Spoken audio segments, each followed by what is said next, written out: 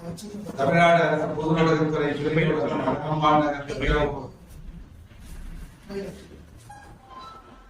வாசகர் வட்டம் இன்றைய தினம் 82வது நிகழ்வாக நடைபெற்றுக் கொண்டிருக்கிறது. நம் மதிப்பிற்குரிய இயக்குனர் தொடர்ந்து காலையிலே நேரத்தில் சில கருத்துக்களை கூறியிருக்கிறார்கள். அவற்றை நான் கட்டளைகளாக ஏற்றுக்கொண்டு நடத்த வேண்டிய பொறுப்பு இருக்கிறது. இன்றைய தினம் இந்த சிறப்பு நிகழ்ச்சியில் சிறப்பை காட்டுவதற்காக தலைமையேற்று அமர்ந்திருக்கக்கூடிய மதிப்புக்குரிய பெரும்பாலான மனங்களாக நேற்று எல்லையில்லாத மகிழ்ச்சியை உரை மூலமாக வழங்கிய சித்தர்களுக்கு எல்லாம் சித்தராக நம்மிடத்தில் அமர்ந்திருக்கக்கூடிய பேராசிரியர் முனைவர் ராஜமாணிக்கம் ஐயா அவர்களை வருகிறேன். என்னுடைய கௌரவ தலைவர் அன்பிற்குரிய ராஜவேல் ஐயா அவர்கள், அமைப்பாளர்கள் பொறுப்பாளர்களாக வந்திருக்கக்கூடிய அமைப்புக்குரிய ராஜகோபால் ஐயா அவர்கள், வீரன் ஐயா அவர்கள், எதிரே அமர்ந்திருக்கக்கூடிய கிளையுலக கோஆபரேட்டிவ் கிளையுலக பொறுப்பில் இருக்கக்கூடியவர்கள், எப்பொழுதுமே வழங்காக வரக்கூடிய கலைஞர்கள், ஆளுமைகள், உங்கள் அனைவரும் இந்த மாலை நேரத்தில் வழங்கி வருகின்றேன். கனவாளன் அவர்கள் 8 மணிக்கு நீங்கள் எச்சரிக்கை மணியை உங்களுடைய கைபேசியிலே வைத்து விடுங்கள், கத்தியவுடன் கத்துவதை நிறுத்தி விடுங்கள் என்று சொல்லியிருக்கார். ஆகையினால இதுல என்ன இன்றைய மாற்றம் என்னவென்று கேட்டால் பெரிய மாற்றம் ஒன்றும் கிடையாது, நேரம் கட்டுப்பாடு ஒன்றுதான். இன்றைக்கு மலேசிய நாட்டிலிருந்து மதிப்புக்குரிய ஐயா ஜெயராம் ஐயா மலேசிய நாட்டிலிருந்து வந்திருக்கின்றார்கள். அது அகமாநகர் வாசகர் வட்டம் அடைகின்ற பெருமைகள் பல. அவற்றிலே அந்நிய நாட்டிலிருந்து அயலகத்திலிருந்து வரக்கூடிய தமிழர்கள் நம்மிடத்தில் பங்கேற்பது நாம் எல்லாருக்கும் மகிழ்ச்சி தரக்கூடியது. அதற்காக அவருக்கு நம்முடைய நண்பர்களை தெரிவித்து அவரை அழைத்து வந்த சிங்கப்பூர் துறை மதிப்புக்குரிய ஐயா அவர்களுக்கும் நாம் நன்றியை தெரிவித்துக் கொண்டோம். நம்முடைய மரபென்று கொண்டு இருக்கிறது. தலைமை உரை ஆற்றி அவர் தன்னுடைய சொல்ல வேண்டிய கருத்துக்களை சொன்ன அளவில் அடுத்த மலேசியாவில் இருக்க ஐயா அவர்கள் 7 மணிக்கு அவர்கள் விடைபெறுவதால் கடைசியா 5 நிமிடத்தில் அவர்கள் பேசிவிட்டு விடைபெறுவார்கள் என்பதை உங்களுக்கு தெரிவித்து வருகிறேன். மரபினால் முன்னால் பேச வைக்க முடியவில்லை. தொல்காப்பியத்திலே ஒரு வரி உண்டு, மரபு நிலைக்கிரியில் புரிதி புரிதாகும் என்று. ஏதாவது ஒன்றை உடைத்தால் உடைந்து கொண்டே போய் கொண்டிருக்கும் கருத்தில் தொண்டர்களாக போய்விடும் என்பதால் இது ஒரு பொது அமைப்பாக இருப்பதால் அதை நான் மகிழ்ச்சியோடு ஏற்றுக்கொள்ள வேண்டும் என்று உங்களை காப்பீடு கேட்டுக்கொள்கிறேன். நேற்று உரை நிகழ்ச்சிய பேராசிரியர் அவர்கள் வந்து சந்தைக்குரிய ஒரு 51 பேர், நாம எல்லாம் சேர்ந்து ஒரு 60 பேர் இருப்போம். நேற்றைய கூட்டம் சோர்வே இல்லாமல் 2 உரைகள் தாஜ்பால் ஐயா அவர்கள் மகேஸ்வரனை பற்றி பேசியது வந்து நான் நினைக்கிறேன் இங்கு பேசியதே மிக முத்தாய்ப்பான பேச்சு நேற்றைய பேச்சாக இருக்கும் நினைக்கிறேன். மிகவும் அற்புதமாக இருந்தது. எடுத்துக்காட்டு கவிதைகள் ஈர்த்தது எல்லாரையும். ஒரு நல்ல கல்வியை அறிமுகப்படுத்திய பெருமை நமக்கு இருக்கிறது. மேலும் பணிகள் தொடர வேண்டும். அடுத்த சித்தர்களை பற்றி பேசிய ஐயா அவர்கள் பெரும்பாலும் பொதுவாக சித்தர்கள் என்றால் நடத்திய கொஞ்சம் கண்ணோட்டம் நேரத்தை போடாமல் எங்காவது சுற்றி கொண்டிருப்பார்கள். பார்த்தால் பாமனை போல் இருப்பான் பட்டற்ற ஞானி என்பது ஒரு வழக்கு பேச்சு வழக்கு. அதாவது சித்தர்கள் நாட்டில் இருக்கிறார்கள் பல பேர், தெரியாது பார்ப்பதற்கு. இல்லத்தில் இருப்பார்கள், அரசியலில் கூட இருப்பார்கள், சித்தர்களாக இருப்பார்கள். அவர் யார் என்று நமக்கு தெரியாது. எனவே சித்தர்கள் அடையாளம் முடியாதவர்கள் என்பது நம்முடைய பார்வையிலே ஒரு நம்பிக்கையாக இருக்கிறது, வரலாறு இருக்கிறது. வானசித்தர் வந்து காய சித்தி வழிபடுகின்ற குற்றால பகுதியிலே ஒரு வழிபடும். எனவே அவர்கள் வருகிறார்கள் போகிறார்கள் என்பதை உணர முடியாத ஒரு தன்மை இருப்பதால் இதை உணர்கின்ற பொறுப்பை நேற்று பேராசிரியர் எடுத்துக்கொண்டு அவருடைய இன்னொரு முகத்தை கண்டோம். நாம் இதுவரையும் பேசிய அந்த பொன்முகம், இந்த பூரித்த சிரித்த முகம், வெவ்வேறு வகையான பாவனைகளில் பேசிக் கொண்டிருந்த முகம் நேற்று ஒட்டுமொத்த கூர்மையான பார்வையோடு சித்தரை மட்டுமே அக்குவேறு ஆணிவேறையாக பிடித்தது. அதில் என்னவென்றால் பெருமைக்குரிய செய்தி, திராவிட கழகத்தில் சித்தராக இருந்தார்கள் அமைதியாக. நான் இதை வந்து பிரியாக சொல்லவில்லை, நான் அடிக்கடி நண்பர்களுக்கு சொல்வேன், ஆன்மீகத்தில் மட்டும் பெரியார் இருந்தால் அகில உலகத்திலும் தலைசிறந்த ஒரு மிகச்சிறந்த ஞானியாக இருந்திருப்பார். அதற்கான அருள் உள்ளம் அவரிடத்திலே உண்டு என்று நான் சொல்றேன். இது மிக பொதுவாக ஒரு மனிதத்தில் இருக்கக்கூடிய நெறிமுறைகளை வளர்க்கும் பொழுது மட்டும்தான் அதே மாதிரி அது நேற்று அழகான செய்தார்கள். ரொம்ப வரவேற்பாக அந்த குறிப்பு கூட சொன்னார்கள். இங்கே கருமசனைக்காரர்கள் யாரும் இருப்பார்கள் என்று தெரியும் சொல்லி கூட சொன்னார்கள். அது வந்து நமக்கு எந்த சட்டையில் இருந்தாலும் சரி, எந்த கட்டையில் இருந்தாலும் சரி, நாம் வெள்ளையும் பொருட்படுத்த வேண்டியதே இல்லை. ஏனென்றால் அகத்தே கருத்து புறத்தே வெறுத்த மனிதர்கள் எல்லாம் ஒன்று சேர்ந்து வாழ வேண்டும் என்பதுதான் நம்முடைய வள்ளல் பெருமானுடைய கோரிக்கை. அதன்படி அவரே ஒரு சித்தராக இருந்தார். பாரதி சொன்னார், எத்தனையோ சித்தர்கள் வந்தாரப்பா, நானும் ஒரு சித்தர் தான் என்று பாடினான் பாரதி. நேற்று தான் அத்தகைய அருமையான உரையாற்றினார்கள். அவர்களை பற்றி அறிமுகம் இன்றுடன் நண்பர்கள் சொன்னார்கள். ஏற்கனவே நேற்றைய தினம் சொன்ன அறிமுகம், அதற்கு முன்னால் பல கூட்டங்களில் அறிமுகம் இருந்ததால் சொல்ல வேண்டிய அவசியம் இல்லை என்று சொன்னார்கள். சொல்ல வேண்டிய அவசியம் இல்லை என்றால் நேரம் இல்லை என்ற காரணத்தினால் புரிந்து கொண்டு இந்த பகுதியில இதயத்தின் ஒரு பகுதியில அவ்வளவு பெருமைகளும் அடக்கி வைத்துக் கொண்டு பேராசிரியர் பெருமகனை இப்பொழுது பேச அடைகின்றோம். வருகிற பேராசிரியர் எல்லாம் வருகிறார்கள். 82வது அமர்வு மிகவும் அருமையான முறையிலே, மிக அழகான முறையிலே எனக்கு அடுத்த ஒரு பேச்சை கேட்பதற்கு ஒரு வாய்ப்பாக இருக்கிறது. நான் எழுந்து அறிமுகம் செய்து வந்த அந்த பொழுதை காட்டிலும் இப்பொழுது ஒருவர் அறிமுகம் செய்து வைக்கிறார் என்பதை பார்க்கின்ற போது அதுவும் மிகப்பெரிய ஒரு ஆளுமை நிறைந்த ஒரு பண்பாளர். நான் சொல்றேன் பின்னை கோல் அடிக்குது, இது மூட நம்பிக்கை சொல்லாரு. ஆக ஏன்னா பள்ளியும் பாங்கொத்து இசைத்தன என்று ஒரு கலித்தொகை சொல்கிறது. தலைவன் வருவான் என்று சொல்லுகின்ற போது அந்த தலைவனுடைய இடதுகன் துடிக்கின்றது. இடதுகன் துடிக்கின்ற போது அதே நேரத்தில் பள்ளியும் திசையிலிருந்து ஒழிக்கின்றது. பள்ளியும் பாங்கொத்து இசைத்தனக்கான் என்று அருமையான முறையில் என்னுடைய கருத்துரையாகவே பதிவு செய்வார். நான் இப்போது திருநாவுக்கரசர் ஐயா பற்றி சொல்லும் போது அதுக்கும் இசைத்து சொல்லியது. ஆகையினாலே மிக அருமையான முறையிலே வரவேற்புரை வழங்கிய ஐயா அவர்களுக்கு என்னுடைய முதற்கண் ரெண்டு கடந்த வணக்கத்தை நான் தெரிவித்துக் கொள்கிறேன். இந்த 82வது மாத விழாவுக்கு நம்முடைய வழக்கம் போல் மிக அருமையான முறையிலே நேற்றைய வெற்றி வீரராக அருமையான நிகழ்வுகளை நடத்தி இன்றைக்கும் அந்த நிகழ்வை நடத்த சோர்வு தராமல் புன்னகை கூத்த விதத்தோடு இருக்கக்கூடிய என்னுடைய கௌரவ தலைவர் ராஜவேல் ஐயா அவர்களை நான் வணங்கி மகிழ்கின்றேன். அடுத்ததாக யார் இருந்தாலும் இல்லாவிட்டாலும் இது நடக்கும் என்ற ஒரு வாக்குறுதியை கொடுத்து 2 சிஎம் என அமர்ந்திருக்கக்கூடிய அண்ணன் ராஜகோபாலன், அண்ணன் வீரையன் அவர்களுக்கும் என்னுடைய முதற்கண் வணக்கத்தை நான் தெரிவித்துக் கொள்கிறேன். இங்க இருக்கக்கூடிய ஏராளமான ஆளுமைகள் இவையெல்லாம் நான் சாமானியப்பட்டவர்கள் அல்ல என்று நான் கருத்தில் கொண்டுதான் என்னுடைய உரையை நான் நிகழ்த்திருக்கின்றேன். அடுத்ததாக இந்த நிகழ்வுக்கு எப்போதும் புன்னகை மாறாமல் புன்னகை அரசி என்ன கையார் இல்லையா, நான் மட்டும் புன்னகை அரசு இல்லையா அப்படிங்கிறது மாதிரி இருக்கக்கூடிய எங்களுடைய மதிப்பிற்கும் மரியாதை கொடுக்கக்கூடிய அம்மா அவர்களுக்கு இந்த நேரத்தில் என்னுடைய அந்த வணக்கத்தை நான் தெரிவித்துக் கொள்கிறேன். சொன்னதாக நம்முடைய அயலகத்திலிருந்து வந்திருக்கக்கூடிய ஐயா அவர்களுக்கும், நம்முடைய காவல்துறை ஐயா அவர்கள் பழனிசாமி ஐயா அவர்களுக்கும், ஏனைய ஆளுமைகளுக்கும், நம்முடைய கூட்டுறவு காலனியை சார்ந்திருக்கக்கூடிய வாசல் வட்ட உறுப்பினர்களுக்கும், நம்முடைய போன வாரம் மிஸ் பண்ற நம்ம டாக்டர் சார், மருத்துவர் அவர்களுக்கும், ராகவன் சார், இப்படி எல்லாரையும் தனித்தனியா நான் சொல்றேன், நீங்க நினைக்காதீங்க, எல்லாருமே வேண்டியதுதான். அப்படி ஒரு தேவநாட்சி ஐயா, டோமினிக் ஐயா, நம்ம இருக்கக்கூடிய பின்னாடி இருக்கக்கூடிய ஏராளமான ஆளுமைகள் எல்லாம் இதற்கு என்னுடைய வணக்கத்தை சொல்லி நான் என்னுடைய உரையை சொல்கிறேன். குரல் அதிகாரம் என்று எனக்கு தலைப்பு கொடுத்து பேச சொன்னார் நம்முடைய ஒருங்கிணைப்பாளர். குரல் அதிகாரம் ரொம்ப ஊடகமான ஒரு செய்தியாக இருக்கிறது.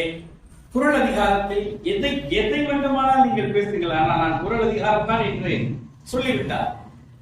இப்படி இந்த குரல், திருக்குறள் என்று சொல்லக்கூடிய இந்த திருக்குறளானது இன்றைக்கு செம்மொழி என்ற அந்தஸ்து பெற்ற பிறகு அதற்கு முன்பே நம்முடைய திருக்குறள் ஏராளமான மொழிகளில் மொழியாக்கம் செய்திருக்கப்பட்டு மொழிபெயர்ப்பு செய்யப்பட்டிருக்கின்றது. கிட்டத்தட்ட நம்முடைய விவிலியத்திற்கு இணையாக இந்த நூல் நமக்கு மொழிபெயர்ப்பு செய்யப்பட்டிருக்கிறது. அதற்கு அடுத்தாற்போல் central institute of Indian languages என்று சொல்லக்கூடிய மத்திய நிறுவனத்தினுடைய அந்த நிறுவனம், மத்திய செம்மொழி நிறுவனம் இன்றைக்கு தென்னிந்திய மொழிகள் கூட ஏராளமான மொழிகளிலே நம்முடைய திருக்குறளில் புதிய புதிய ஆளுமைகளை கொடுத்து கொண்டு வந்து சேர்த்து அவர்கள் எல்லாம் மொழிபெயர்க்க சொல்லி ஒரு வாய்ப்பை கொடுத்திருக்கிறது.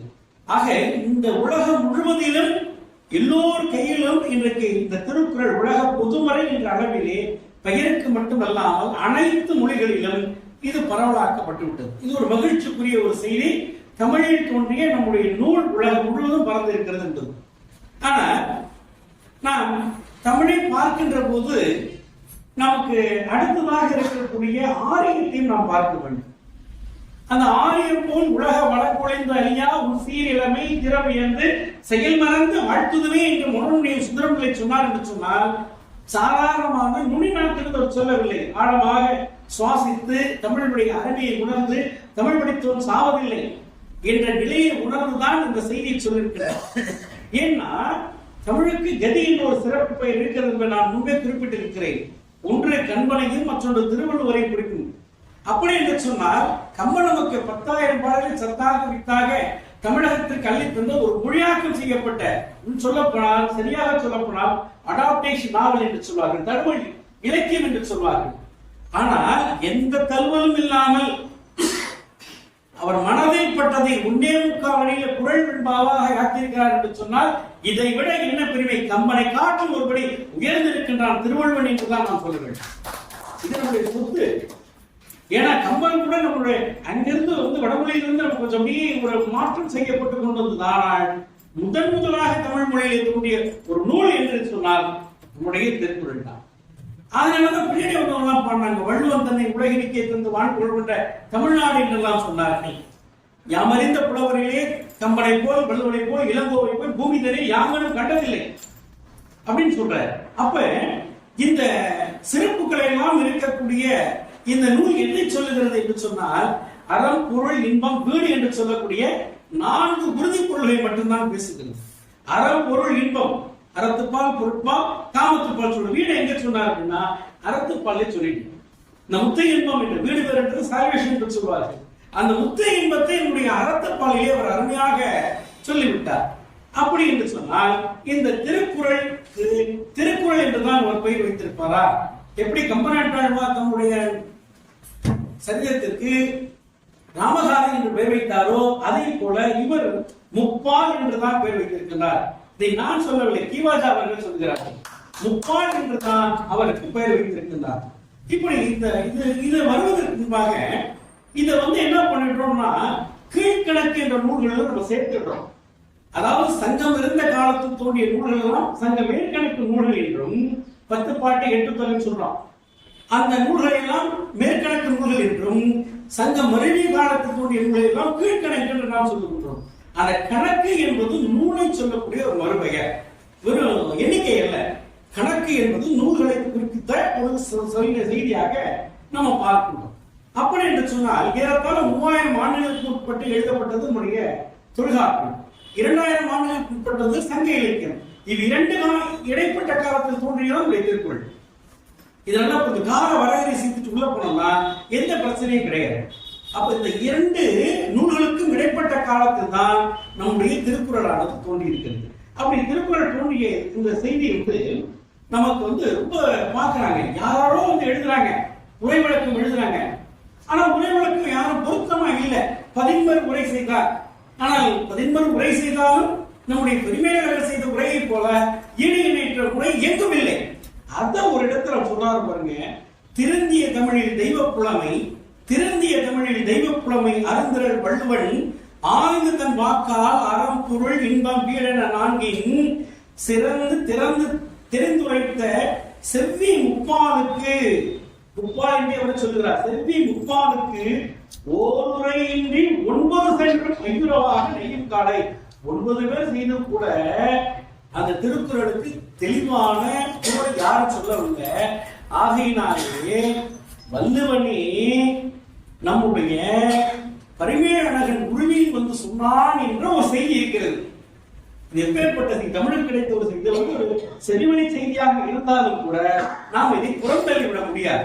ஏன்னா அதற்கான ஒரு பாடலை நம்ம பார்த்திருக்கின்றோம்.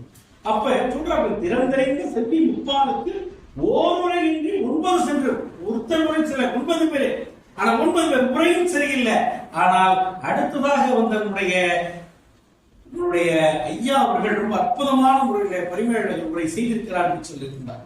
இப்படி இந்த திருவள்ளுவர் தன்னுடைய நூலுக்கு முப்பால் என்ற ஒரு சொல்லை கொடுத்திருக்கின்றார். ஆனால் பாத்தீங்கன்னா பின்னாடி வந்து திரு என்ற ஒரு அடைமொழி கொடுப்பது நம்முடைய மரபு. இப்போ வாய்மொழி வாசகம் தான் இருந்தது. இவருடைய திருவாய்மொழி திருவாசகம் என்று பின்னாலே சேர்க்கக்கூடதை போல இந்த குறளுக்கு முன்பாக திருக்குறள் என்று திருவை நாம் அடைமொழியாக கொடுத்து விட்டோம் என்பது ஒரு சிலர் புரிகின்றார்கள். இப்ப நல்வழி என்ற நூல் என்ன சொல்லுகிறது என்று சொன்னால் தேவர் குறளும் அப்படின்னு சொல்லுது. தேவர் குறளும் என்று சொல்லுகின்றது. அடுத்ததாக பெருந்தொகை என்ன சொல்கிறது என்று சொன்னால் முன்னுரைத்த தேவர் குறள் என்று சொல்கிறது.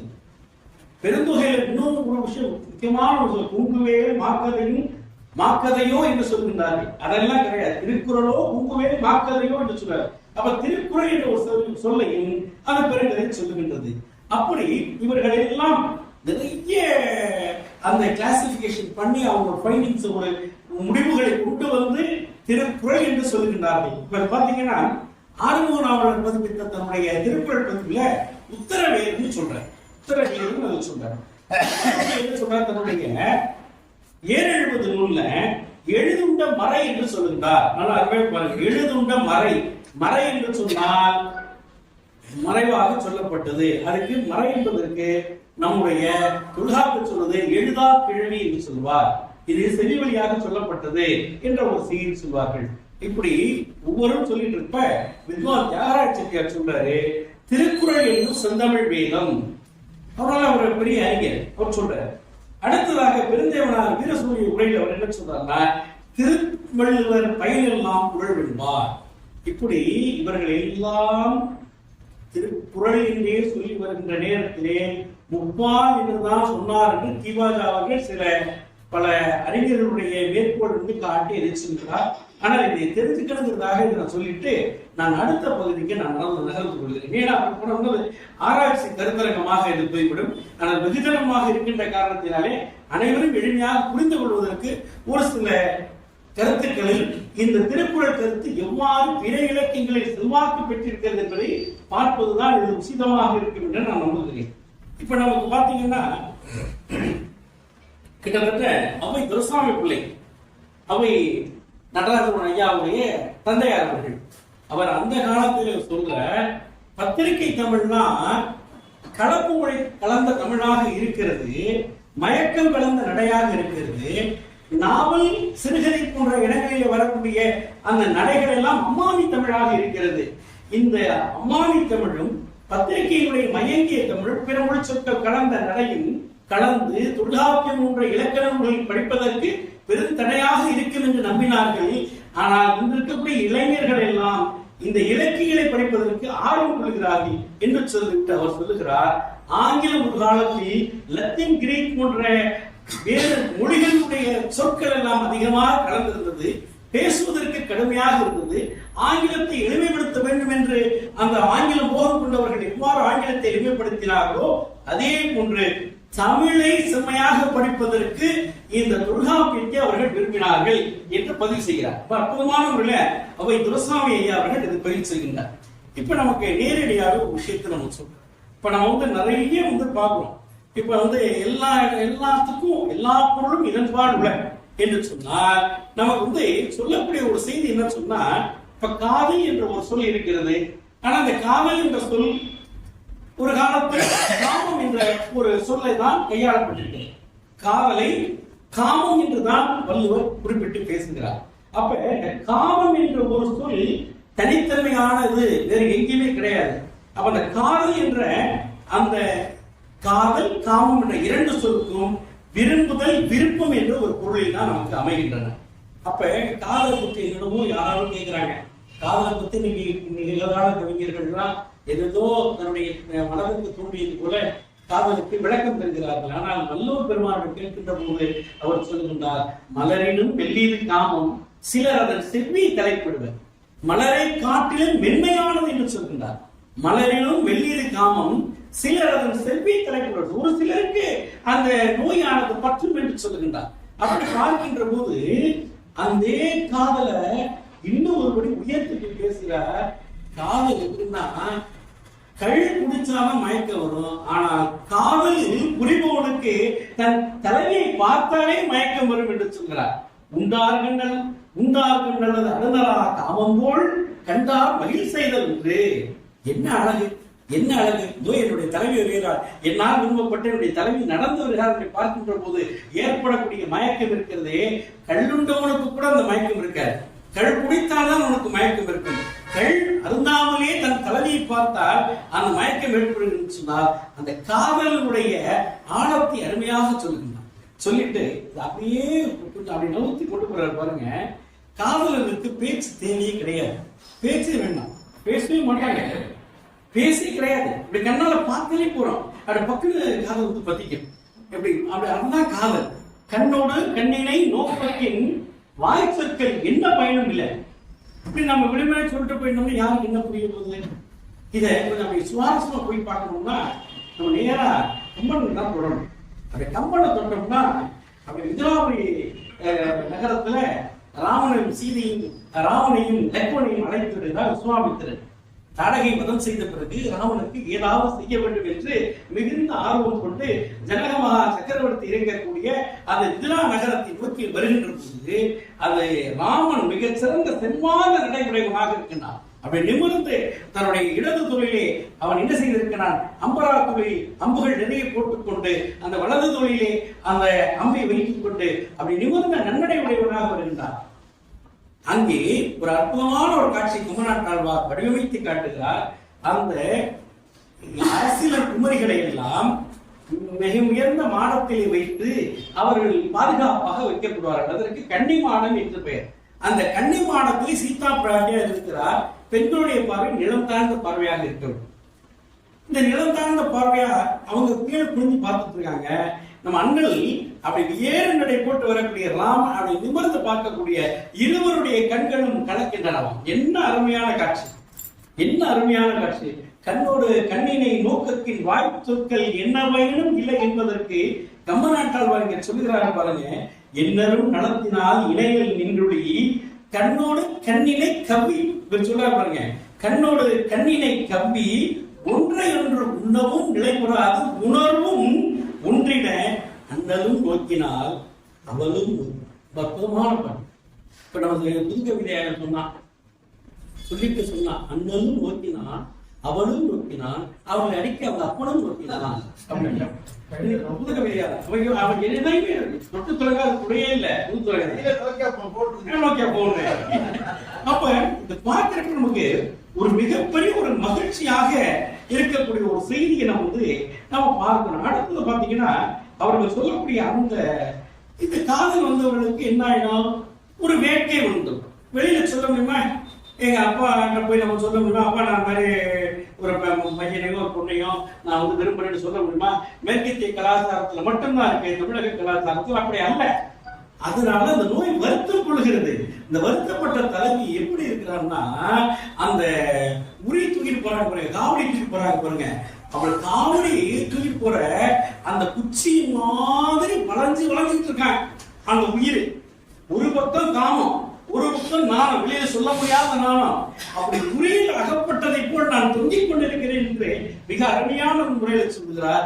காமமும் நானும் உயிர்காவா தூங்கும் என் நோனா உடம்பின் அகத்து, என் நோனா உடம்பின் அகத்து. என்ன அருமையான, அதாவது இதெல்லாம் 3 மணி நேரம் எடுத்து பேசக்கூடிய பேராசிரியர் இருக்கிறார்கள். 3 மணி நேரம் சலிக்காது வெவ்வேறு இலக்கியங்களை எல்லாம் தொட்டுக்காட்டி பேசக்கூடிய பேராசிரியர் இருக்கின்றார்கள். இது நானும் நம்ம அவர்கிட்ட படித்தவர் இல்லையா, நம்ம ஒரு சாம்பிள் கொண்டாந்து விடணுமா இல்லையா? அப்படி பார்க்கிறப்ப நம்முடைய குறுந்தொகையில இதற்கு இணையான ஒரு பாடல். ஒரு குடும்பத்தில் இருக்கக்கூடிய தலைவி, மருதநில தலைவி, அவ காதல் கொண்டு விட்டால் ஊரே தூங்குது, இவ தூங்கல. இவளுக்கு நோய், அந்த காதல் நோயானது வருத்துகிறது, பசலை நோய் உண்டாகிவிட்டது, அந்த மாமை நிறம் உங்களுக்கு வந்து விட்டது, மேனி மருத்துவம். அப்படி வருகின்ற போது அவ சொல்றா, அந்த நான் எப்படிப்பட்ட இருக்க தெரியுமா? அந்த பலாப்பழத்தை, மிகப்பெரிய பலாப்பழம் இருக்கு, இந்த பலாப்பழம் மாதிரி என்னுடைய காவலை வறுத்து காணப்படுகிறது, மிகப்பெரும் பெரியதாக இருக்கிறது. அந்த பலாப்பழத்தை தாங்கி இருக்கக்கூடிய, இழுத்து குடிச்சிட்டு இருக்கக்கூடிய அந்த தண்டு பகுதியை போய் உயிர் பட்டிக்கிட்டு இருக்குங்கிறான். இதற்கு என்ன சொல்ல முடியும்? வேலை வேலை ஏற்பட்பழவின் சாரணாட செவ்வியை ஆகுவது யார்? அதுல இருந்து சின்னோரே யாருக்கான தெரியுமா? என் நோய்பட்டு யாராவது எல்லாரும் போறீங்க வரீங்க சாப்பிட்டேன்னு ஒரு வாரத்தை கேட்க மாட்டேங்கிறீங்க, ஏன் இப்படி வந்து முகம் கவலையா இருக்கு சோர்வா இருக்கு கேட்க மாட்டேங்கிறீங்க. யார் அகதறிந்து சின்னவரே சிறுகோட்டு பெரும்பழம் தூக்கி உயிர் தவச் செய்து காமமோ பெரிதென்றார். உயிர் தவச் செய்து காமமோ பெரிதென்றார். இதை விட என்ன சொல்ல முடியும்? வள்ளுவருடைய திருக்குறள் செல்வாக்கு இல்லாத இலக்கியங்கள் இல்லை என்று நாம் சொல்லலாம். அந்த வகையிலே பார்க்கின்ற போது நம்ம எல்லாரும் குழந்தை பார்த்தாச்சு, இப்ப வந்து நம்ம வந்து ஒரு பொண்ணை பார்த்தாச்சு, காதல் பொண்ணாச்சு, அடுத்தது திருமணம் பண்ணியாச்சு. இப்ப திருமணம் பண்ண பிறகு நமக்கு அடுத்து என்ன வேணும்? குழந்தை செல்வம் வேணும். சொல்ற பெருமவற்று யாம் அறிவதில்லை அறிவறிந்த மக்கள் பேரு அல்ல பிற. குழந்தை செல்வம் என்னதான் இருந்தாலும் வீட்டுல விளையாடுறதுக்கு ஒரு குழந்தை செல்வம் வேணும். அப்ப அந்த குழந்தை செல்வத்தை என்னென்ன மொழிகள்லாம் அவர் பேசுறாரு, அற்புதமான முறையில் சொல்றாரு. அதாவது அமிழ்தினம் ஆட்சியிலே தமக்கள் சிறுகை அடாவிய குள். அமிழ்தினம் ஆட்சியிலே அற்புதமான எல்லா பங்கனுக்கெல்லாம் குழந்தைகள்லாம் தூக்கிட்டு வருவாங்க. லேடிஸ் எல்லாம் தூக்கிட்டு வந்தீங்கன்னா பாத்தீங்கன்னா அது நல்லா இதா இருக்கும். கல்யாணத்துக்கு அரசு போனா அந்த பிள்ளைங்க எல்லாம் சாப்பிட்டு கூட அவங்க அம்மா பாத்தீங்கன்னா இடுப்புல உட்காந்துருக்காங்க, ஒரு வடை இல்லைன்னா அப்பளம் இருக்கும் கையில இருக்கும். அப்படியே தின்னுட்டு அப்புறம் அந்த பட்டு கூட அப்படியே தூக்கிட்டு வைக்கணும். ஆனா யாரும் கோச்சிக்க மாட்டாங்க. ஏன்? மக்கள் மெய்யீங்கள் உடற்பின்பம் மற்றதன் சொற்கேட்ட இன்பம் செவிக்கே. அது இதையோ சொல்லிட்டு இருக்கோம். அப்படியாமா என்னம்மா அரவணைச்சு போகக்கூடிய இந்த இன்பம் இருக்கு, அந்த தன் உலகத்தில் பிறந்த குழந்தையை தூக்கின்ற போதுதான் நமக்கு தெரியும். அதனாலதான் என்ன சொன்னார், குழலினிது யாழினிது என்ப தம் மக்கள் பழனை சொல் கேளார்கள். இவ்வளவு குரலையும் ஒரு ஆளு அற்புதமா நம்முடைய புறநானூற்று ஒரே பாடலை கொண்டு வந்திருக்கிறார். இத்தனை குரலையும் ஒரே பாட்டுல கொண்டு வந்துட்டார்.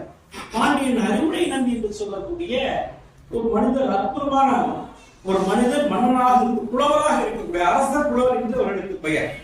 அவர் சொல்லுகின்றார், படைப்பு பட படைத்து பலரோடு உண்டும் உடைப்பெரும் செல்வராயினும் குறுகுறு நடந்து சிறுகை நீட்டி இட்டும் தொட்டும் கவ்வியும் தொடர்ந்தும் நெய்யுடைய அரிசியில் நெய்பட விதித்தும் மயக்குற மக்களை பயந்தோருக்கு பயக்குறை இல்லை வாழினாலே.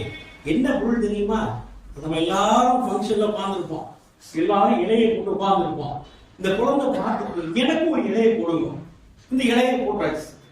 எல்லாரும் அம்மா என்ன பண்ணுவாங்க, கொஞ்சம் கொஞ்சம் இங்க வேஸ்ட் பண்ணிட போகுது அப்படின்னு சொல்லிட்டு கொஞ்சம் கொஞ்சம் கேட்காது. அவங்களுக்கு என்ன வச்சிருக்க அவ்வளோத்தையும் வெங்கி சரின்னு வச்சிருவாங்க. ஆனா அந்த குழந்தை என்ன பண்ணுவோம், அவ்வளவு சாப்பிடுவோம், சாப்பிடாது. இங்க செஞ்சு அப்படி செய்ய அதை அடுத்த விளையாட்டு வெளியில ஓடி போயிடும்.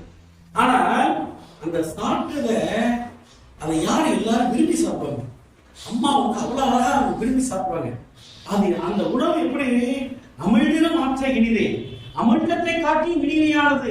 என்னுடைய உதரத்தில் பிறந்த என் குழந்தை தொட்ட உணவு அமிழ்தத்தை காட்டும் சாகாவரத்தை தரக்கூடிய இளமையை தக்க வைத்துக்கக்கூடிய மூப்பை விலக வைத்திருக்கக்கூடிய அமிழ்தத்தை காட்டும் மிகவும் இனிமையானது என்று சொல்லி அந்த உணவை எடுத்து உண்கிறார் என்று சொன்னால் எப்பேற்பட்ட பேர் இந்த குழந்தை செல்வம்.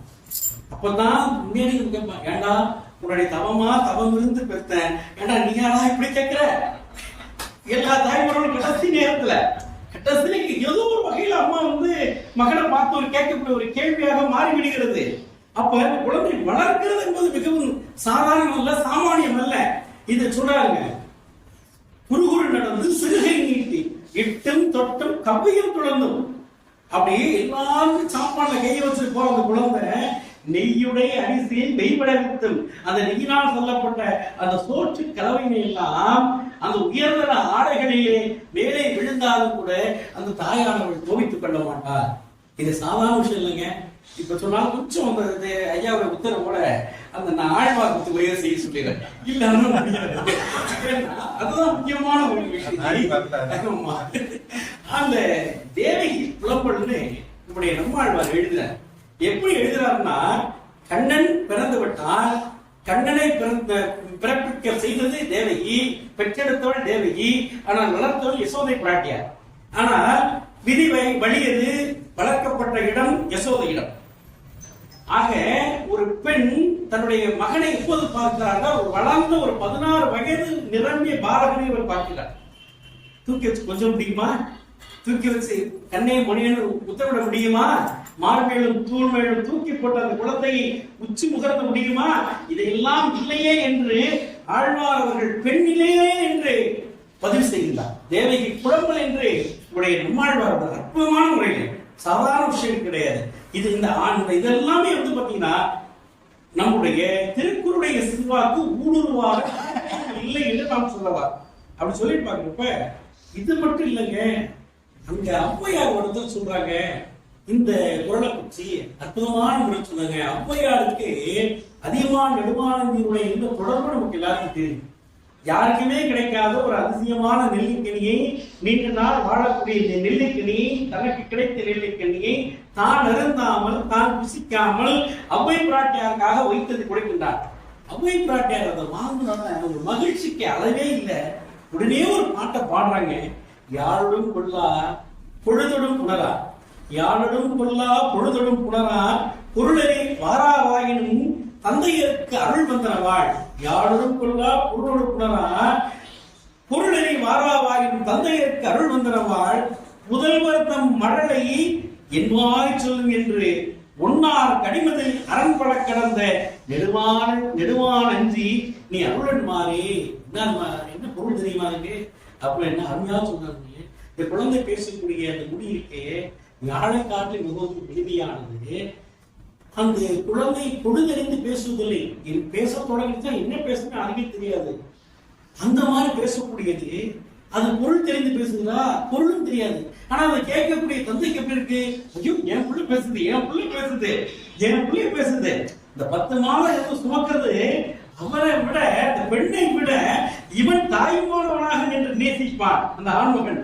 அப்படி அந்த மாதிரி எனக்கு நான் என் புள்ள மாதிரி என்னை பார்த்துக்கிட்டு இந்த கனியை கொடுத்தானே யார்? அதிகமான நெடுமானஞ்சி. அவன் இவ்வளவு பெரிய வீரர்கள் தெரியுமா? சேரசோ பாண்டியர்கள் எல்லாம் வென்று ஒதுக்கியவன் எனக்காக. நான் என்ன பேசினாலும் அந்த கவிதை சொல்றாங்க. என்னுடைய கவிதை புரியுதோ இல்லையோ, இப்ப இப்படி பார்க்கணும். யாருடன் கொள்ளலாம் பொழுதுடன் கூடரா அருளனை வாராவாகினும்.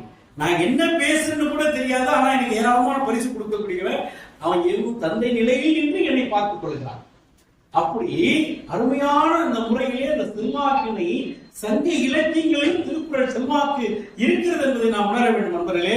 அதை தொடர்ந்து பார்த்தீங்கன்னா ஒரே ஒரு செய்தி, ரொம்ப அற்புதமான ஒரு செய்தி. மருதக்கிளியில மருதம் என்று சொன்னாலே நமக்கு ஊடலும் ஊடல் இருந்தோம். நம்ம ஆம்பளைங்க சாதாரண ஆள் கிடையாது. நல்லா வந்து என்ன நம்ம நிலம் வந்து மருந்து இல்லை, வயல் சார்ந்தது. நல்ல ஜம்முன்னு இருப்பாங்க. கல்யாணத்தை பண்ணிடுவாங்க. நல்லா எல்லாம் நிலங்கள் காரு இவங்களா இருக்கும். ஆனா கொஞ்சம் அந்த சேட்டைக்குள்ள ஆளுங்க நம்ம எல்லாம். மலர் இட்டு அப்படி மலர் பறக்கக்கூடிய வண்டிடத்தை கொண்டவர்கள் நாம எல்லாம். அதை வந்து இன்னைக்கு நேரத்தில் அந்த காலத்துல இருக்கு. ஐயா போமா பாக்காதீங்க, உண்மையை நான் சொல்றேன். ஆக என்ன பண்றாரு அப்படின்னு கேட்டீங்கன்னா, அப்ப கேட்கிறா தோழி தலைமையை பார்த்து கேட்கிறா, நீ பாட்டுக்கு புருஷன் எப்படி கேட்கிறானே, இவ்வளவு நாள் எப்படி இருந்த இந்த கணினி கொடுமை எவ்வாறு நீ சகித்துக் கொண்டிருந்தாய் என்று கொள்கின்ற போது அருமையான முறையில் சொன்னார். ஐய தாமரு நோக்கினை அத்தத்தா அத்தத்தா என்று நீ தேமுனை கேட்ட நீ இனிது. என்ன என் குழந்தை அப்பாப்பா பால் சொல்லிட்டு இருந்தபாரு. அந்த பிதற்றல் மொழி குதலை மொழி, அந்த குதலை மொழியை கேட்டதுனால நான் உயிரோடு இருந்தேன். எனக்கு அந்த இடைவெளி எனக்கு தெரியவில்லை, துன்பம் எனக்கு பற்றவில்லை என்று மிக அருமையான மொழி சொன்னார். அப்ப குழந்தை செல்வம் என்பது எவ்வளவு மிகவும் இனிமையானது, அந்த குழந்தை பேசக்கூடிய மொழி என்பது எவ்வளவு இனிமையானது என்பதை நம்முடைய ஆசிரியர்கள் மிக அருமையான முறையில் சொன்னார். இப்படிப்பட்ட குழந்தை நம்ம இந்த குழந்தைக்கு நம்ம என்ன பண்ணணும்? கல்வியை கொடுக்கணும். கல்வியை கொடுத்தாதான் அந்த குழந்தைக்கு வந்து நல்ல ஒரு நல்ல தகப்பனாக இருக்க முடியும். இல்லைன்னா அந்த கல்வியினால அந்த குழந்தைக்கு நமக்கு எந்த விதமான பிரயோஜனமும் இல்லை. ஒரு தந்தை செய்ய வேண்டிய கடமை அறிவாளி ஆக்குவது. அப்ப அந்த சொன்னாரு பாருங்க, உச்சுழி உதவி விடுபொருள் கொடுத்து பிற்றை நிலை முடியாத கற்றல் நன்றி. இதை நம்ம சொல்றோம். அப்ப இந்த செல்வாக்கு எங்க இருக்கு அப்படின்னா, திருக்குறள் இருந்து போன செல்வாக்கு. உடையாரும் இல்லாதவர்கள் ஏக்கற்றும் கற்றார் கடையரே கல்லாதவர். படித்தவர் கூடிய இருக்க அவையிலே படிச்சு உட்கார்ந்துதான் அது அழகு. படிக்காத உட்கார்ந்துருக்கா செல்வாக்கு இருக்கும், செல்வாக்கு இல்லாதவன் ஏதோ ஒரு கவலையோடு அமர்ந்திருப்பது போல் அல்லவா அமர்ந்திருப்பான் என்ற ஒரு செய்தியை நாசுக்காக நமக்கு. இது வந்து நமக்கு புறநானூற்றில் சொன்னாங்க, உற்றுநீர் உதவியும் உருவொருள் கொடுத்தும் விற்றை நிலைமுறையான கற்கள் நன்றி. எப்படியான அந்த கல்வி கத்துக்க, இந்த கல்வி தான் உங்களுக்கு சோறு போடும். கல்வி இல்லைன்னா இதை நம்ம டைரக்டெல்லாம் இன்னைக்கு நிறைய பேர் நான் செய்யிருக்கான்.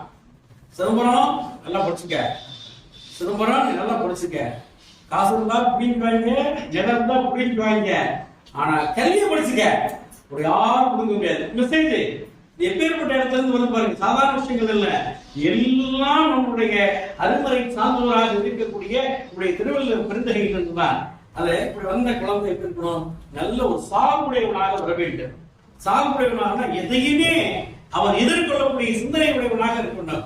உச்சபட்சம் உனக்கு விஷத்தை கொடுத்தா கூட நீ அதை வந்து என்ன பண்ண, நண்பர் கொடுத்துட்டாங்களா ஒத்துக்க குடிச்சுக்க, நட்புக்காக நீ செய், முந்தைய இருந்து நட்டோர் பின் நஞ்சு முன்பர் நனிநாகரிகர் அவர் சொல்றார்.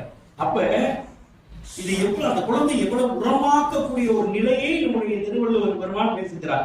இதனுடைய செல்வாக்கு நமக்கு கலித்தொகையுமே இருக்கு. நஞ்சியர் செகுத்தலும் மறைந்து கண்டாந்து கண்டனின் மொழிதேரும் வெண்டெருமே உச்சார். என்ன அருமையான, நம்ம எடுத்துக்கிட்டே போயிட்டு இருக்கலாம். இதை வந்து ஆராய்ச்சி மனப்பான்மையில திருக்குறளை பார்த்தோம்னா, திருக்குறளில் சொல்லப்படாத சொல்லாத கருத்துக்கள் எந்த இலக்கியங்களிலும் இல்லை என்று நாம் சாப்பிட்டு. அப்படி வருகின்ற போது இந்த குழந்தை நல்ல பாரதியை விட்டு வைக்கல. கடைசியா அவர் அச்சமில்லை அச்சமில்லை அச்சம் என்பது இல்லையே என்று சொல்லுகின்ற வரையிலே நச்சை வாயில் நண்பர் உணர்ந்து ஊட்டுகின்ற போதிலும் அச்சமில்லை அச்சமில்லை அச்சம் என்பதில்லை என்னிடம் சொல்றார். உச்சி மீது மாறிடிந்து வீழுகின்ற போதிலும் அச்சமில்லை அச்சமில்லை அச்சம் என்பதில்லை. சாதாரண சொல்றது, நச்சை வாயிலே நண்பர் உணர்ந்து ஊட்டுகின்ற போதிலும் அப்ப கூட பயப்படாத, மன உறுதியோடு நில்லுகிறார். இந்த உறுதி எங்க இருந்து கிடைத்தது, உடைய திருவள்ளுவர் பெருந்தகையில் தான். இப்படிப்பட்ட பையனை நல்லா வளர்க்கணும். அந்த வளர்க்கக்கூடிய பையனுக்கு என்ன ஆகணும், கழுவு நாமே கற்றுக் கொடுக்கணும், சாப்பிடக்கூடாது, சூது இருக்கக்கூடாது, மறைவின் மகள் என்று சொல்லக்கூடிய பிறமகளை நோக்கக்கூடாது, பொதுமகளை நோக்கக்கூடாது. இது ரொம்ப முக்கியமான விஷயம். ஒரு ஆம்பளைக்கு இதெல்லாம் எட்டி நிற்கணும். ஒரு ஆணா பிறந்தவன் இதெல்லாம் எட்டி இருந்தா அவன் மாதிரி மிகச்சிறந்த தலைவன் உலகத்தில் கிடையாது. வள்ளுவர் பிறந்தவன் இதை அடிச்சு சொல்றார். பரத்தமையை பற்றி கண்டிக்கிறார். பரத்தமை என்று சொல்லக்கூடிய பொதுமகளையை கண்டிக்கின்றார். சாதாரண விஷயம் இல்லை. வள்ளுவர் பிறந்தால நம்ம அறத்துப்பால் இன்பத்துப்பால் படிக்கிறத விட, அறத்துப்பால் பொருட்பால் படிக்கிறத விட இன்பத்துப்பால்ல தான் நமக்கு தேவையான செய்திகள் அதிகமாக இருக்கின்றன. எவ்வாறு குடும்பம் நடத்துவது, எந்த நிலையிலும் தன் நிலை வெள்ளுவாக இருக்கணும். பொய்க்கோபம் கோச்சுக்குவான். என்ன ஒரு தலைவன் பொருள் தேடி வந்து திரும்பி பார்த்துட்டே இருக்கான். ஏன் அப்படி பாக்குற, இல்ல நல்லா இருக்கும். ஓஹோ, முன்னால் விரும்பப்பட்ட பெண்கள் இந்த மாதிரி பாக்குறீங்க. எப்படி பெண்கள் ஐநூற்றி காலைக்கு பொங்கல் வாங்குறதுக்கு சாதாரண விஷயம் கிடையாது. யாருள்ளையும் நோக்கினீர் என்று சாதாரண விஷயங்கள் கிடையாது. அப்ப இவர் சொல்றாரு பாருங்க, இந்த கள் உண்டால் என்ன தீமை விளையும் என்று சொல்கின்றார்கள். ஈன்றால் முகத்தேயும் இன்னாதால் என்மற்று, ஈன்றால் முகத்தேயும் இன்னாதால் என்மற்று சான்றோர் முகத்துக்களி. அதாவது பெத்தவங்க விரும்ப மாட்டான். பெத்தவளே விரும்பலாம் சொன்னா சான்றோர்கள் இந்த மாதிரி ஒரு தண்ணி போடுறவனா குடிகாரன் விரும்புவானா, அற்புதமான முறை. ஈன்றால் முகத்தேயும் இன்னாதால், ஏன்னா அவனை பெத்தவங்கிற அளவுக்கு ஆயப்படும். இந்த குடி ஒரு மனிதனை சீரழித்து விட சொல்கிறார். அதனாலதான் பாத்தீங்கன்னா அடுத்த பொருள் கொஞ்சம் அவனையே திருந்தறதுக்கு ஒருபடி மேல போய் சொல்றாரு. அவன் கல்லூனாத நேரத்துல கல்லு குடிச்சிட்டு ஒருத்தன் படுத்து கிடக்கான். அப்படி அவன் அந்த நிலையை நமக்கு காட்டுறாரு. ஏன்னா கல்லு குடிச்சிட்டு நீ அலையிலேயே இந்த பேர் ஒருத்தன் கல்லு குடிச்சிட்டு கீழே கிடக்கிறான், தெருவுல கிடக்கிறான், தண்ணிலே மறந்தவனாக ஆடைகளெல்லாம் அச்சு போய் விழுந்து போய் கிடக்கிறான் அப்படின்னு சொல்றாரு. கல்லுண்ணா போல்டி, கல்லுண்ணா போல்டி கடித்தானை காணுங்கால், கல்லுண்ணா போல்டி கடித்தானை காணுங்கால், உள்ளான்கொள் உண்டவன் சொல்வது, உள்ளான்கொள் உண்டவன் சொல்வது. ஐயோ, நம்மளும் கல்லு குடிச்சு இப்பதான் கிடந்துருப்போமோ, ஐயோ மனக்கேடான செயலை செய்திருமே அப்படின்னு கல் உண்பவனையே திருத்தக்கூடிய அளவிற்கு அந்த குறளை வடிவமைத்திருக்காரு. நீங்க வந்து 10 குறளும் மேலோட்டமா பார்த்தா ஒன்றுக்கொன்று, ஆனால் ஒரு குறளுக்கும் மற்ற குறளுக்கும் ஏராளமான வேறுபாடுகளும் பல நுட்பங்களும் பொதிந்து கிடக்கின்றன என்பதனுடைய ஆசிரியர்கள் சொல்லியிருக்கின்றார்கள். அதனாலதான் இத்தனை பேர் வந்து நமக்கு வந்து உரையாசிரியர் எழுதியிருக்கிறாங்க. சாதாரண இன்னமும் சொல்ல போனா திருக்குறளை கடைசி குறளை முன்னாடி வைக்கணும் அப்படின்னு சொல்லக்கூடிய கூட்டமே இருக்கு. இது வச்சது முறை விருப்பு சரியில்லை, இதை வந்து முன்னாடி வைக்கணும், இதை பின்னாடி வைக்கணும் அப்படிங்கிறக்கூடிய அந்த கூட்டங்களையும் நாம் பார்த்து கொண்டிருக்கின்றோம். அடுத்ததாக ரொம்ப ரொம்ப கெடுதலானது சூது. எல்லாமே விட்டதை பிடிக்கிறேன் அவன் கல்லு குடிச்சவனோட திருத்திடலாம். அவனுக்கு ஏதாவது ஒரு டிஎடிக்ஷன் சென்டர் அப்படி இப்படிங்கிற மாதிரி அங்கேயும் இருந்திருக்கு, அப்பயும் இருந்திருக்கு, ஆதரவு சாலைகள்லாம் இருந்திருக்கு. ஆனால் இவனை இந்த கையை அறிப்படுத்த நிறுத்த முடியாது. அவன் எப்ப போனாலும் இந்த கிளப்லயே உட்காந்துருப்பான். அவன் வந்துருவேன் குடிச்சிருவேன் அப்படின்னு அதை சொன்னார் பாருங்க. சிறுமை பல செய்து சீரழிக்கும், சிறுமை பல செய்து சீரழிக்கும் சூதின் வறுமை தருவதும் ஒன்றில்லை. இந்த வறுமை தரக்கூடியதை போல சூதை போல ஒரு வறுமை தரக்கூடியது உலகத்தில் எதுவுமே இல்லைன்ற வறுமை தான் இருக்கும். அது சொல்லிட்டு இன்னும் சற்று உயர்ந்து ஒரு வேறு விதமான ஒரு பொருளில சொல்லுகின்றார். அதை மூதேவி என்று சொல்லுகின்றார். இந்த சூது வந்து ஒரு மூதேவி. சூது விளையாடுற வீட்டுல என்ன திருமகள் வாசம் செய்ய மாட்டார் அப்படின்னு சொல்றாரு. எப்படி சொல்றாருன்னா, அகடரார் அல்லல் உழப்பர், அகடரார் அல்லல் உழப்பர் சூது என்னும் முகடியால் மூடப்பட்டால் முகடி என்று சொல்லுங்க. சூது என்னும் முகடியால் மூடப்பட்டார். இது வந்து இது வந்துருச்சுன்னு சொன்னாலே இது ஒரு வகையான போதை. இந்த போதை தலைக்கேறி என்று சொன்னால் வீட்டில் வறுமையை தவிர வேறு இருக்காது, வேறு என்னெல்லாம் போகும் என்பதை அவர் பட்டியலிட்டு காட்டுகின்றார். சூதினால் நீ எதையெல்லாம் இழப்பாய், உன்னுடைய கௌரவம் இழப்பாய், உன்னுடைய உடையை இழப்பாய், ஒளிமுகம் அருளை இழப்பாய், உன்னுடைய வீட்டிற்கான நிலைத்த புகழை இழப்பாய், உன்னுடைய கல்வியும் இழந்து விடாய் சொல்றாரு பாருங்க.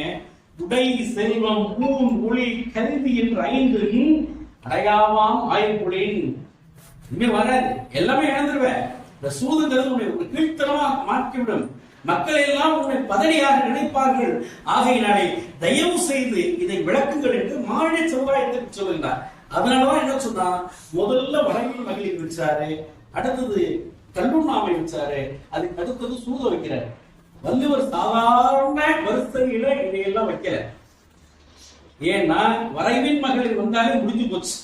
அப்படி எப்படி அங்க போயிட்டு இருந்தவன் பிடிச்சுக்காது. அதனால தான் நமக்கு எப்பவுமே பார்த்தீங்கன்னா ஒருவனுக்கு ஒருத்தி என்ற அந்த ஏக பத்தினி விருதன், ஏகப்பட்ட பத்தினி விருதன் கிடையாது, ஏக பத்தினி விருதன்.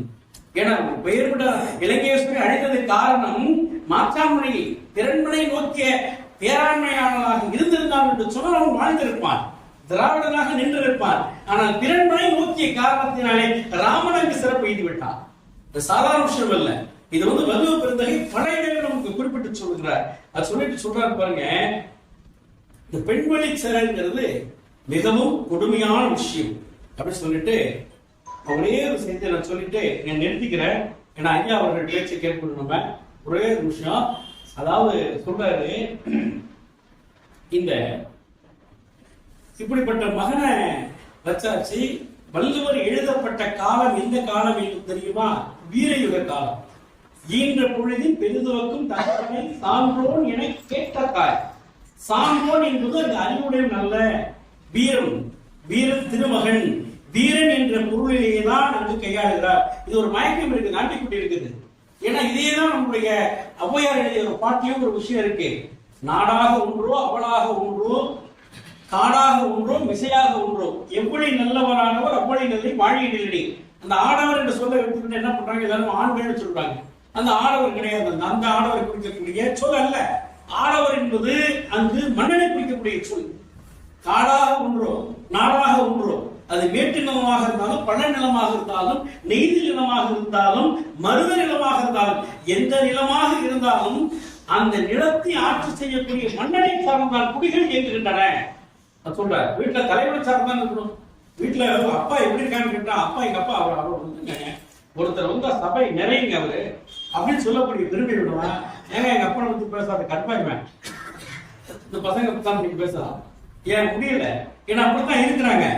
நீங்க கவர்மெண்ட் ஸ்கூல்ல படிச்சுட்டு எங்கிட்ட வந்து வர ஆட்கள்லாம் பார்த்தா ரொம்ப பருவமா இருக்கு.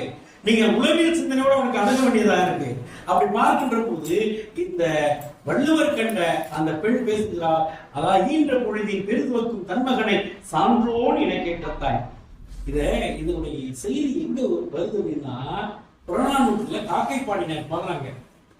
உன் மகன் இறந்து போயிட்டான், உன் மகன் குறுமுதுகிட்டு இறந்து விட்டான் என்று சொன்னோன்னா இந்த தாய் ஒரு குச்சை எடுத்துக்கிட்டு போர்க்களத்துல போறான். அப்படி போர்க்களத்துல பிணமெல்லாம் குவிந்து கிடக்கு. ஒவ்வொரு பிணமா தன்னுடைய கைகளாலும் குச்சியாலும் அதை அப்புறப்படுத்தி பார்க்கின்ற போது தன் மகன் மார்பில் பட்டு வேள்வாய் விழுந்து கிடக்கிறான் என்பதை பார்க்கின்ற பொழுது அவளுக்கு இந்த பெருமை ஏற்பட்டதாம். எப்படின்னா, ஈன்ற ஞானினும் பெரிது வந்ததே. நம்ம ஈன்ற பொழுதுன்னு சொன்னாரு, இவர் என்ன சொல்றாங்க காட்சி போனார், ஈன்ற ஞானினும் பெரிது வந்ததே. அதாவது செங்கடந்துளவுகோள் சிதைந்து வேறாகிய படுமகன் கிடக்கை காணும். இந்த படுமகன் போர்ல வீரம் புண்பட்டு அவன் இறந்து கிடக்கின்றான். அந்த இறந்து கிடக்கக்கூடிய தன்னுடைய வீர திருமனை அள்ளி எடுத்து போச்சுறான், மகன் மடியில போட்டுட்டு. அப்ப அவனுக்கு என்ன மகிழ்ச்சி, ஈன்ற ஞானினும் பெரிது வந்தன, பெற்றதை காட்டும் போது நான் 100 மடங்கு மகிழ்ச்சி அடைகிறேன் என்று சொல்கிறார். இந்த செல்வாக்கு இங்கெல்லாம் ஓடி இருக்கிறது, எப்படி அங்கெல்லாம் நம்முடைய திருக்குறள் வியாபித்திருக்கிறது நான் பார்க்க வேண்டும். இதை தவிர பூங்கலுத்துறையாக ஒரு அம்மா, அந்த அம்மாவும் பாடுது. என்ன சொல்றதுன்னா, அதாவது உன் பையன் இதே மாதிரி இறந்துதான் சொன்னா, அந்த அம்மா சொல்லுது, போகுது ஒருவேளை அவன் எவ்வாறு இறந்திருந்தான் என்று சொன்னால், பால் புகட்டி என்னுடைய மார்பினை அறுத்தறிவேன் மாறார் என்று மந்திரம் குறிப்பிடுகிறார். அப்படி போன அந்த தாய் பார்க்கிறார், சிறுவன் களிலிருந்து பட்டணன் ஊகை ஈன்ற ஞானினும் பெரிதே. சிறுவன் என்று சொன்னால் அது வீரன், என்னுடைய வீர திருமகன், என்னுடைய வீர மைந்தன். களிறு என்று சொல்லக்கூடிய ஆண் யானை, பிடி என்று சொன்னால் பெண் யானை. அந்த போர்க்களத்திற்கு சண்டை போடக்கூடியது ஆண் யானை தான். அந்த ஆண் யானை எதிர்த்து நின்று அவன் வீர சுருக்கம் அடைந்தான் என்று காணுகின்ற போது, நான் பெற்றதை காட்டுகின்ற போது மகிழ்ச்சியாக இருக்கிறேன் என்று சொல்கின்றார். இப்ப எவ்வளவு ஒரு அற்புதமான ஒரு செய்தியை பார்க்கும் நண்பர்களே. அடுத்ததாக தந்தையை பற்றி ஒரு செய்தியை சொல்லி நான் நிறைவு செய்யலாம் இருக்கின்றேன். தந்தை என்பது ஒரு மகனுக்கு, ஒரு குடும்பத்திற்கு ஒரு அச்சாணி போல் திகழ வேண்டும். இந்த அந்த குழந்தைக்கு என்ன செய்ய வேண்டும் சொன்னால், அறிவை தேடி தர வேண்டும், கல்வியில் வளம்பர செய்ய வேண்டும் சொல்றார். தந்தை மகர் காற்று நன்றி அவையத்து முந்தி ஏற்பை செய்யும். இது ரொம்ப விஷயமான, தந்தை மகர் காற்று நன்றி, மகன் தந்தை காற்று உதவி. இது ரெண்டுமே நம்முடைய பரிமேலழகர் ரொம்ப வித்தியாசமான உரையை கையாளுவார். முதல்ல கல்யாணம் ஆகி அடுத்த 2 மாதத்திற்குள்ள நான் தந்தையாக பாக்கியத்தை கொடுத்தவன் இந்த குழந்தை. அதனாலதான் முதல் பிள்ளை புள்ளி வைக்கின்றது சாதாரண விஷயம் கிடையாது. எல்லாமே நம்முடைய சாஸ்திர சம்பிரதாயம் சொல்றது ஒரு பக்கம் இருந்தாலும், நம்முடைய தமிழ் முறைப்படி பார்த்தீங்கன்னா, இப்ப எல்லாருமே நம்ம எல்லாரும் தெளிவா தெரிஞ்சுட்டோம். தமிழ் முறைப்படி தான் நம்முடைய திருமணத்தை நடத்த ஆரம்பிச்சிட்டோம். இப்ப ஒரு பெரிய மாற்றங்களை நோக்கி நம்ம எல்லாம் நடைபெற்றுக் கொண்டிருக்கின்றோம். தமிழ் திருமணங்கள், இந்த இல்ல விழாக்கள் எல்லாம் தமிழ் முறைப்படி நம்ம செய்யக்கூடிய அளவிற்கு இன்றைக்கு தமிழர்கள் ஒரு விழிப்புணர்வோடு இருக்கிறார் என்று சொல்ல வேண்டும். அந்த வகையிலே தந்தை மகர் காற்று நன்றி அவையத்து முந்திருப்பது. என்னை நான் ஆண்மையுடையவன் என்பதை நிரூபிப்பதற்காக என் மகன் பிறந்து விட்டான். ஆகையினாலே இந்த கற்றோர் உலகம் போற்றக்கூடிய அவையிலே அவன் சிறந்தவனாக நான் மாற்றி செய்ய வேண்டியதுதான் என்னுடைய கடமை என்று சொல்கிறார். அப்ப இதற்கு எங்கே நம்ம போகலாம்னா, புறநானூற்றுல பொன்முடியார் என்று சொல்லக்கூடிய அருமையான ஒரு பெண்பார்ப்புள்ள பாடுறாங்க. அற்புதமான பாடல். அந்த பாடல்லாம் கேட்கணும் நமக்கு. இந்த ஹீரோயிக் பயிற்சின்னு சொல்லிட்டு டாக்டர் மா ராசமாணிக்கனார் எழுதியிருக்கிறார். ஏ.கே. ராமானுஜம் அவர்கள் சிகாகோ பல்கலைக்கழகத்துல இதை இந்த 1942 நமக்கு டிரான்ஸ்லேஷன் லேண்ட்ஸ்கேப் என்ற பெயரிலே அவர் வீரயுக பாடல் என்ற தலைப்பை செய்திருக்கிறார். சாதாரண விஷயம் கிடையாது. நம்ம கடல் கடந்த நம்முடைய புகழை மிஞ்சியவர்கள் இந்த திருக்குறளுடைய சார்ந்து சொல்றாரு. ஈன்று புறந்தறுதல் எந்தனை கடனி, சான்றோன் ஆக்குதல் தந்தைக்கு கடனி, நன்னடையினர்கள் வேந்தருக்கு கடனி, வேல்வடித்து கொடுத்து புள்ளருக்கு கடனி. இதையெல்லாம் வாங்கிட்டு இந்த பையன் இருக்கணும். ஒளிர்வாழ் அரிஞ்சமம் உரைக்கு களிலிருந்து பெயரோ காலைக்கு கடனி சொல்றார். ஈன்று புறந்தறுதல் எந்தனை கடனி. ஒரு தாய் சொல்றார், என்னுடைய மகனுக்கு நான் பெற்றுத் தருவது என்னுடைய கடமை. அதை அறிவாளையாக அறிவுடையவனாக மாற்றுவது தந்தையுடைய கடமை. இப்ப பாருங்க, தந்தை மகர் காற்று நன்றி அவையத்து முந்தி இருப்பது செயல் எங்க வருது பாருங்க. அப்ப இவ்வளவு சொல்ல மத்த வரிகளுக்கு நான் குறிச்சவில்லை. எங்க செல்வாக்கு இருக்கிறது என்பதை நாம் பார்க்க வேண்டும். அடுத்ததாக இப்படிப்பட்ட இந்த திருக்குறளை நாம் பேசிக்கொண்டே இருக்கலாம். திருக்குறள் இன்றைக்கு எப்படி நம்முடைய திருவாசகத்தை நாம் சொல்லுகின்ற போது, ஒரு நாமம் ஓர் உருவம் ஒன்றில்லாதற்கு 1000 திருநாமம் கொட்டி தெல்லையிடம் பாடுவோம் என்று சொல்வதை போல என்னதான் நம்ம நினைக்காம இருக்க முடியாது. அந்த திருக்குறளை வந்து நம்ம எப்படி வேணாலும் சொன்னா ஒரு உருவம் கிடையாது, இருக்கு உருவமே இல்லாதவங்க நம்ம உருவம் கொடுத்து உட்கார வச்சிருக்கோம். அப்புறம் நம்ம உட்கார வச்சிருக்கோம். நம்ம கடைசியா உட்கார்ந்துருக்கிற இருக்கையில அழகமான இருக்கையில உட்கார்ந்துட்டாரு. ஆமா, ஐயா தொழிலுக்கு ஐயா வந்து கொடுத்து வச்சுட்டாரு. அப்ப நம்ம குடிச்சு பேசக்கூடிய எல்லாருக்கும் நம்ம தெருவிலே கொடுத்துட்டு இருக்கிறோம். ஆனா உண்மையிலேயே அது அவருடைய உருவமா என்பது இன்றைக்கு அறிஞர்கள் கேட்டுக்கொண்டிருக்கக்கூடிய கேள்வி. அதில் நம்ம அப்பப்ப நம்ம காவி அடிச்சு பார்த்துட்டு இருக்கிறோம்.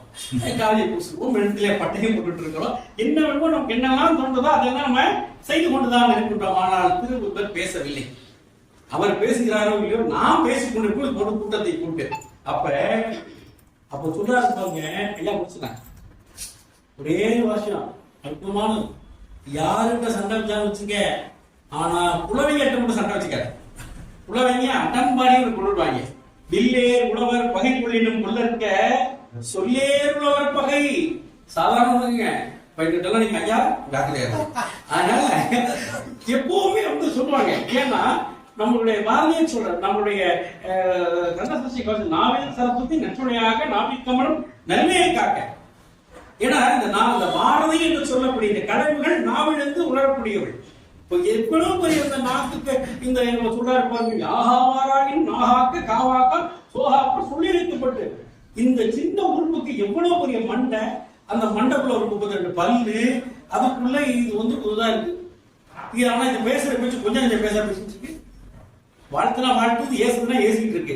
எவ்வளவு நுட்பமான ஒரு செய்தி நம்ம வந்து வச்சிருக்கிறாரு. அப்ப வள்ளுவர் சொல்றாரு இல்லையா, எதை எப்பா தம்பி எதை அடக்கி வச்சுனாலும் வச்சுக்க, ஆனா முதல்ல அடக்க வேண்டியது நாக்க. யார் காவாராயினும் நாகாக்க காவாக்கள் சொல்லணும்னு வச்சுக்க, உங்களுக்கு விளக்க முடியாத துன்பத்தை இகழ்ச்சியை ஏற்படுத்தி விடும் என்று சொல்லுகிறார். ஆகையினாலே நான் நலம் என்னும் நலனுடைமை சொல்ற, நான் நலம் என்னும் நலனுடைமை அந்நலம் யார் நலத்தில் உள்ளதுவோ என்று. எல்லா நலத்தை விட மிகச் சிறந்தது இந்த நான் நலம் என்று சொல்கிறார். ஆகையினாலே வள்ளுவர் செய்த இந்த திருக்குறளானது சமயம் கடந்து பொது நிலையில் இருக்கிறது. அதாவது வள்ளுவர் செய் திருக்குறளை மறுவர நன்குணர்ந்தோர் மனுவாதி ஒரு குலத்துக்கு ஒரு நீதி சொல்லுவாங்க. யாராவது மனுசாசனம் கண்டது மாதிரி இதுக்கு ஒரு நீதி மட்டும் தான் சொல்ல முடியுமா? அந்த திருக்குறளை படிச்சுங்க, எல்லா சமயத்தாரும் கொண்டாடும்படியான ஏற்புடைய கருத்துக்களை இருக்கின்றது. எக்காலத்திற்கு ஏதோ இன்னைக்கு மட்டுமல்ல, கடந்த காலத்துக்கு மட்டுமல்ல, இனி வருங்காலத்திற்கு ஏற்புடைய கருத்துக்களை இருக்கின்றது. ஆகையினாலே இந்த வள்ளுவர் என்பது ஒரு சாகாவரம் பெற்ற சிரஞ்சீவி. அந்த சாகாவரம் பெற்ற சிரஞ்சீவி எனக்கு கொடுத்த ஒரு அரை மணி பொழுதிலே எனக்கு தெரிந்த சில செய்திகளை உங்களோடு பகிர்ந்து கொண்டிருக்கிறேன் தவிர இது முடிந்த முடிவென்று விரித்து கூறி இது மிகையாகும். ஆகையினாலே நேரம் கருதி வாய்ப்பளித்த உங்கள் அத்தனை பேருக்கும் நன்றி பாராட்டி விடைபெறுகிறேன். கூச்சப்படுறாரு எடுத்து கொடுக்க பெரிய வேண்டியதுதான் நிறைய நினைவு செலவு எடுத்துருக்கேன். இயல்பா ஒரு இதாக இருக்கட்டுங்கிறதுக்காக தான் இன்பதிர்ச்சி அழைச்சிட்டு வந்தேன். சேத்தியார் குடும்பத்தை சேர்ந்த அவங்க தாத்தா, அவருடைய மகனார் வந்து இளமையிலே மலேசியா போயிருக்காரு. இவர் அங்கேயே பிறக்கிறாரு. சிங்கப்பூர்ல ஒரு 7 ஆண்டுகள் பணி முடிச்சு 2 நிறுவனங்கள் பணி முடிச்சுட்டு மலேசியாவுக்கு வந்துடுறாங்க. அங்கே வந்து திருமணம் முடிக்கிறாங்க. விளையாட்டு துறையில ரொம்ப ஆர்வம். ஓட்டப்பந்தயத்தில் பல்வேறு பிரிவுகள் இருக்குல்ல, 100 கிலோமீட்டர் வரைக்கும் இருக்கு. அப்புறம் மராத்தான், எல்லாத்துலையும் தொடர்ந்து போய் பல வெளிநாடுகள்ல நிறைய பட்டங்கள் வாங்கியிருக்காரு. எல்லா நாடுகளும் பெரும்பாலும் ஒலிம்பிக் மாத்திரம் போகல. அந்த இடத்துல ஒரு விபத்து ஒன்று ஆயிடுச்சு வருது காலில். டெல்லியில கூட வந்து தங்கப்பதக்கம் வாங்கிட்டு இருக்காரு. டெல்லியில வாங்குறாரு. இவர் தமிழர், இந்திய வம்சாவளின்னு யாருக்கும் தெரியாது. மலேசியாவில் வாங்குறது தான் தெரியும். ஏற்பட்ட ஒரு நல்ல அருமையான நண்பர். ஒரு 2 நிமிஷம் பேசணும். நான் ஒரு 3 கிழமையில நான் பேசல. இன்னைக்கு மாத்திரம் ஐயா பேசல. ஐயா வந்து போன கிழமையில் நான் சொன்ன மாதிரி அனைத்திலும் முதல்வர். அழகுல இருந்து அறிவில இருந்து பேசுறதுல இருந்து எல்லாத்திலையும் முதல்வர். நான் கூட என்னன்னா புல்லாமல் அடுப்புங்கிற மாதிரி சொல்லுவேன். அது மாதிரி ஐயா வந்து சும்மா தொகுப்போட போயிடுறாரு. ஐயா பேசுறேன் என்னன்னா, நேற்று நூலகத்துல நான் நண்பர் அடைகிறதுக்காக வெளியூர் போனதுல என்னால் வர முடியாம போச்சு. இன்னும் இவர் பேச்சு, அப்புறம் கரந்தையார் நிமிஷம் பதிவு, 3வது சித்தர். அதுல சித்தரை பெரியார பேசுறான்னு சொன்னோன்னா எனக்கு இன்னமும் அப்படியே ரொம்ப அருமையானது. அது கேட்க மறந்துட்டா ஐயா அனுபவம் நாளைக்கு இதை கேட்டுக்கிறேன். ஐயா சொன்ன மாதிரி பாருங்க, எத்தனை ஆண்டுகளுக்கு முன்பு 1000மா 2000மா கணக்கிட முடியாது. அப்ப வந்து இந்த குழந்தை வந்து குறும்புத்தனமா எல்லாரையும் போடுதுன்னு சொல்றது இன்னைய வரைக்கும் நிற்கிறது. பேட்டி அழைச்சிட்டு போனா எனக்கு ஒரு வேலை போடுங்க 680 ரூபா ஜிஎஸ்டிடா பிளேட் அதெல்லாம் எனக்கு தெரியாது. எனக்கு போட சொன்னேன். அதுல 6 ரூபாய் கூட சாப்பிடாது. ஸ்டார் ஹோட்டல் போய் சாப்பிட்டாலும் சரி, இல்ல எதோ போட்டாலும் சரி. அது பாருங்க எத்தனை ஆண்டுகள் மாறாம இருக்கு பாருங்க. மாற்றம் ஒன்றே மாறாதுன்னு ஒரு பக்கத்தில் சொல்லி இருந்தாலும் இந்த தொன்மை இன்ன வரைக்கும் நிற்குது பாருங்க. இந்த மாதிரி ரொம்ப அழகான பேச்சு. அதுவும் திருவள்ளுவர் எடுத்துக்கிட்டாரு தவிர நம்ம ஆர்கே அப்படிதான் ஒரு சொல்ல கொடுத்துட்டோம்னா அது எங்கெங்க இருக்குன்னு சொல்லி எல்லாத்தையும் எடுத்துட்டு வருவாங்க. அது மாதிரி ஐயா வந்து எல்லாத்துலயும் கம்பநாட்டாவே விடலை, பொன்முடியார் அம்மாவை விடலை. ரொம்ப ரொம்ப சிறப்பு, எளிமையான பேச்சு. நம்ம எளிமையா போட்டுட்டோம். அதுக்கு அவர் எவ்வளவு தயாரிச்சாரு வீட்டுல இருந்து அவருக்கு தான் தெரியும். அப்பேற்பட்ட நல்ல பேச்சாளர், நல்ல இன்முகமான சொற்பொழிவாளர். அதனால என்னுடைய இது கவலை தெரிஞ்சிச்சு. பொருளாதார அனுப்புகிறது இவருக்கு ஒரு தொகுப்பாளராகவே போறாங்களே செருப்புரைக்கு வரலையே ஏக்கமா இருந்துச்சு. நன்றி. நண்பர் பேசுவோம், தெரிஞ்ச வரைக்கும் பேசுவோம். வாழ்க திருவள்ளுவர் வாழ்க திருக்குறள் வாழிய வாழியவே வாழ்நிறை முறை காற்றும் வற்றாரின்பம் போற்றும் வள்ளுவம் வாழியவே. சபையில் வந்திருக்கும் அனைவருக்கும் எனது அன்பார்ந்த வணக்கம். நான் மேடை பேச்சாளர் இல்லை, நான் விளையாட்டுத் துறையில சாதனை பண்ணியிருக்கேன். ஆசியா போட்டியில 7 தங்க பதக்கம் எடுத்திருக்கேன். உலக 2 வெள்ளி பதக்கம் எடுத்திருக்கேன். வெள்ளி பதக்கமும் ஜெர்மன்ல நடந்த உலக போட்டியில வெங்கல பதக்கமும் எடுத்திருக்கேன். நான் விளையாட்டுத் துறையில இருந்த வசி என் மக பேர் இலக்கியா ஜெயராமன். அவங்க வந்து என்னோட துறையிலே கொண்டு வரலான்னு நினைச்சு அவங்க வந்து ஒரு 3 வயதுல என்ன செஞ்சாங்கன்னா, நான் ஏதாச்சும் வீட்டுல திருவள்ளுவர் பாடல் அந்த மாதிரிலாம் ஏதோ வீட்டுல போட்டோம்னா அவங்க விளையாடிட்டே இருப்பாங்க. திடீர்னு அந்த பாட்டை கேட்டோம்னு நின்றுவாங்க. நின்று அதை உன்னிப்பா கேட்டுட்டே இருந்தாங்க. இப்போ என்ன வித்தியாசமா இருக்க அப்படின்னு நினைச்சுக்கிட்டு நான் என்ன செய்வேன், வேணும்னே ஓட ட்ரைனிங்லாம் பண்ணி அப்படி செஞ்சுட்டு இருக்க நேரத்தில் டக்குனு அந்த பாட்டை மனைவிட்டு சொல்லி போட சொல்லுவேன். போட்டோடனே பண்ணிட்டு அப்படியே அந்த பாட்டை தான் கேட்கணும் ரொம்ப உன்னிப்பா. அப்பதான் நான் நினைச்சேன், சரி நம்ம விளையாட்டுத் துறை நம்ம இருந்ததோட முடிச்சுக்கலாம். மகளை அதுக்கு வந்து திருவள்ளுவரை பற்றி நிறைய ஆர்வம் இருக்கு, அதுல சேர்க்கணும்னு நினைச்சிட்டு நானும் மனைவியா 2 பேரும் அதுக்கு திருக்குறள் நிறைய கற்றுக் கொடுத்தோம். ஆனா அங்க பள்ளியில கூட கற்றுக் கொடுப்பாங்க. ஆனா நான் கேட்டதுக்கு அவங்க சொல்லிட்டாங்க, ஒரு கிளாஸ்ல 30 பிள்ளைங்க கொடுத்தாங்க, இவங்களுக்கு நான் கற்றுக் கொடுத்தேன்னா மற்ற பிள்ளைங்களுக்கெல்லாம் பாடம் கற்றுக் கொடுக்க முடியாது, முடிஞ்சா நீங்களே கற்றுக் கொடுங்க உங்க பிள்ளைங்களுக்கு அப்படின்னு சொல்லிட்டாங்க. சரி நானும் மனைவினா அவங்களுக்கு கற்றுக் கொடுத்தது. இன்றைக்கு வந்து உலகத்திலே சிறந்த திருக்குறள் மாமணின்னு ஆங்கிலம், மலாய், சீனம், தமிழ் இந்த 4 மொழியிலும் 1330 சொல்லி உலகத்திலே ஒரு சின்ன பிள்ளை, அது 10 வயசுலேயே பெரும்பாலும் ஒரு 12 நாட்டில் அறிவியல் விருதுலாம் வாங்கியிருக்காங்க. முழுவதும் தமிழ் துறையில தான். இப்போ வந்து யூனிவர்சிட்டி மலையாள சிறந்த பல்கலைக்கழகம் மலேசியால யூனிவர்சிட்டி மலையாள, அதுல வந்து முழுதும் தமிழ் பாடம் தான் அவங்க எடுத்திருக்காங்க, டிகிரி செஞ்சுட்டு இருக்காங்க. அவங்க நிறைய யூடியூப்லாம் பார்க்கலாம். அவங்க எல்லா தமிழ் சார்ந்த எல்லா துறையிலையும் நீங்க எந்த கேள்வி கேட்டாலும் சொல்லுவாங்க. ஒரு வாட்டி ஒரு சின்ன சம்பவம், மலேசியால ஒரு மந்திரி, மாநில மந்திரி என்ன செஞ்சுட்டாரு, தமிழர்களுக்கும் கொஞ்சம் பிரச்சனை ஆயிடுச்சு, முஸ்லிம் தமிழர்களுக்கும். அப்ப அவர் என்ன செஞ்சாரு, ஒரு செய்தித்தாள்ல ஒரு இது எழுதியிருந்தாரு.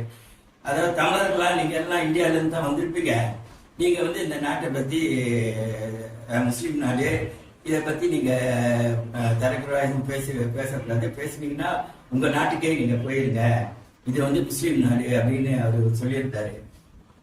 இப்ப மற்ற அரசியல்வாதியோ யாருமே வந்து அதை எதிர்த்து பேச முடியல. இப்ப பத்திரிகையாளர்லாம் வந்து மக வந்து அப்ப வந்து அது இருந்தா ஒரு 12 வயது இருக்கும். அப்போ அவங்க எல்லாம் சொல்லியிருந்தாங்க இந்த மாதிரி நீங்கள் என்ன செய்யுங்க, நீங்கள் பதில் கொடுங்க, அவங்க ஒன்றும் செய்ய முடியாது, மற்றவங்கன்னா ஏதாச்சும் ஆக்ஷன் எடுப்பாங்க, நீங்கள் பதில் கொடுக்கணுன்னே. அப்போ அது மக எல்லா செய்தி ரிப்போர்ட்டர்ஸ் எல்லாத்தையும் வர வச்சு அது பேட்டி கொடுத்தது. என்னன்னா, இந்த நாட்டில் வந்து 2000 ஆண்டுக்கு முன்னாலேயே தமிழர்கள், அதாவது ராஜேந்திர சோழன் வந்து கட்ட அடையாளம் நிறைய இருக்கு. அங்கே மலேசியாவில் கடாரம் மாநிலம் பேரு கடாரம், அதை வந்து இப்போ மாற்றி கிட்டான்னு வச்சுட்டாங்க. அப்போ அது வந்து சொன்னது, இதுக்குள்ள ஆதாரங்கள்லாம் மியூசியத்தில் இருக்கு.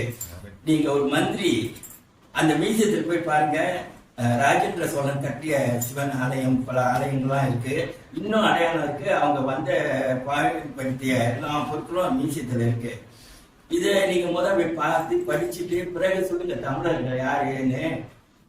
நீங்க வந்த வருடம் இந்த வருடம் அது அடையாளம் காட்ட முடியுமா? எங்களுக்கு அடையாளம் இருக்கு, மலேசியால தமிழருக்கு வந்து ஆண்ட அடையாளம் இருக்கு அப்படின்னு சொன்னோன்னே அதுல இருந்து அவர் பேசுறதே இல்லை. அவங்க முடிஞ்ச அளவுக்கு அவங்க பார்த்துருந்தாங்க. அதாவது அந்த மியூசியத்தை எடுத்துக்கிற மாதிரி இருந்தது. பல பேர் போராடி அது கிட்ட கூட நெருங்க முடியாத மாதிரி ஆக்கிட்டாங்க தமிழர்கள்லாம். அந்த மாதிரி இப்ப ஐயா சொன்ன தந்தை காற்று முதலும் தந்தை என்ன சொன்னதுலாம் என் மகளுக்கு வந்து நான் சொல்லி கொடுத்துருக்கேன். அவங்களும் வந்து அதே மாதிரி ஒரு அப்பாவுக்கு என்ன பெருமை செய்யணும்னோ அது செஞ்சிருக்காங்க. இன்றைக்கு வந்து மலேசியா யூனிவர்சிட்டி மலாயாவில் வந்து தமிழ் துறையை தான் எடுத்திருக்காங்க. அதில் அவங்க போய் ஒரு வருடம் ஆகுது மலையா யூனிவர்சிட்டியில். அந்த ஒரு வருஷத்தில் சிறந்த பேச்சாளர், அதாவது தொகுப்பு நடத்துறது, முக்கியமான எந்த அறிவிப்பு பண்ணுறதுன்னா குரல் தேர்வு 33 பேர் தேர்ந்தெடுத்தாங்களா, அதில் மிக சிறந்தது இவங்கன்னு சொல்லிட்டு இப்போ இவங்க தான் அதை வழி நடத்திட்டு இருக்காங்க. எங்க அப்பா, எங்களோட பூர்வீகம் சொல்லிடுங்களேன், சேத்தியார் தொகுப்புல வந்து அப்பா பிறந்து வந்தவர். இந்திய அயனியில வந்து சேர்ந்திருக்காரு. ஆமா, எங்க அப்பா பேர் வந்து ராஜமணிக்கம் வீரப்பன். என் பேரு ஜெயராமன் ராஜமணிக்கம். என் தந்தையார் வந்து ராஜமணிக்கம் வீரப்பன். ஆமா. அப்ப அவரு இந்திய அயனி சுபாஷ் சந்திர போஸ் அயனியில சேர்ந்து இந்த விடுதலை போராட்டத்தெல்லாம் கலந்து பிறகுதான் மலேசியாவுக்கு வந்தாரு. வந்து அங்க வந்து ஆசிரியரா பண்ணிட்டு இருந்தாரு. நான் வந்து எங்க அப்பாவுக்கு 10 பிள்ளைங்க, அதுல நான் 10வது பிள்ளை. எங்க குடும்பத்திலேயே நான் ஒரு ஆள் தான், மற்றவங்க எல்லாம் வந்துட்டு போவாங்க. ஆனா தமிழ் பற்றி எங்க சொந்தங்கள்லாம் பார்க்கணும் அந்த மாதிரி எண்ணத்துல நான் ஒண்டிதான் வந்து 2-3 வருஷத்துக்கு ஒரு வித்தியாசம் வந்து சொந்தத்தெல்லாம் பார்த்து பேசிட்டு வருவோம். அந்த தொப்புள்குடி உறவு வந்து என்றைக்கும்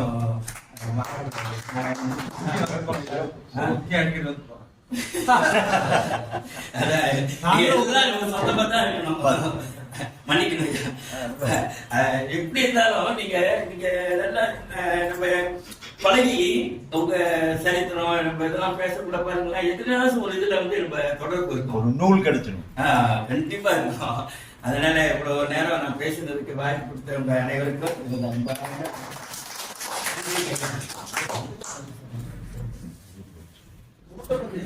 குரலுக்கு பல உரைகளோ அவ்வாறு குரல் அதிகாரத்துக்கு ஒரு உரையாக இப்பொழுது வந்து அவர்கள் அந்த குரல் எவ்வளவு வலிமையானது என்பதை அவருடைய சாட்சியில் இருந்து நாம் நன்றாக கொண்டு வர முடிகிறது.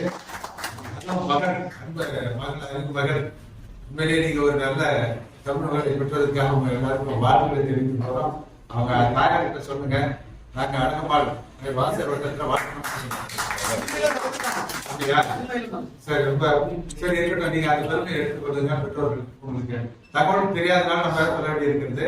அடுத்தபடியாக இந்த குரல் அதிகாரத்திலே ஐயா அவர்கள் பேசும்போது ஒரு பகுதியை சொன்னார்கள், நம் வயதை தாண்டிய ஒரு கருத்து, அது காதல். இப்ப நமக்கெல்லாம் அதை தாண்டி எங்கேயோ எல்லை கடந்து போயிட்டு இருக்கிற நேரத்துக்கு காதலை பற்றி ஒரு அருமையான ஒரு விளக்கம் கொடுத்தார்கள். அது வந்து கலைஞரே 70 வயதுக்கு பிறகு அதை பற்றி ரொம்ப அதிகமா எழுதியிருப்பார். சங்க இலக்கியமா இருக்கட்டும், குறள்ல இருக்கட்டும், அது பாருங்க. அந்த குறளை பற்றி குறளும் எழுதும் போது குறளுக்கு ஒரு விளக்கம் கொடுத்தார். குறள் சொன்னாரு, இந்த பெண் என்னை ஒரு முறை பார்த்தால் எனக்கு காதல் நோய் வந்து விட்டது. அந்த காதல் நோயை தீர்ப்பதற்கு இந்த உலகத்துல வேறு மருந்து கிடையாது. இன்னொரு முறை பார்த்தால் அந்த நோய் போய்விடும் சொன்னார். இவள் உண்கண் இரு நோக்கு, இவள் உண்கண் உள்ளது. ஒன்று நோய் நோக்கு, இன்னொன்று நோய்களுக்கும் மருந்து சொன்னார். இப்ப இதை சொல்லிட்டாரா, இத கலைஞர் வேற மாதிரி வளர்க்கிறார் பாருங்க. அவருடைய அதி நுட்பமான அறிவு இருக்கு. அந்த குரலுக்கு இவர் சொல்றாரு, மருத்துவ ஊசி போடுறாரு, புத்திரதும் ஊசி தான், உள்ளார இருக்க மருந்தும் ஊசி தான். இன்னும் நுட்பமா போயிட்டாரு. ஒரு கண்ணு தான் பார்த்துச்சு அப்படிங்கிறத இவர் எப்படி சொல்றாரு, ஒரு ஊசியால மருத்துவர் குத்துறாரு, அதுதான் குத்துறது வலிக்குது, உள்ள வர மருந்து நம்மள குணப்படுத்துது என்று சொல்லுவார்.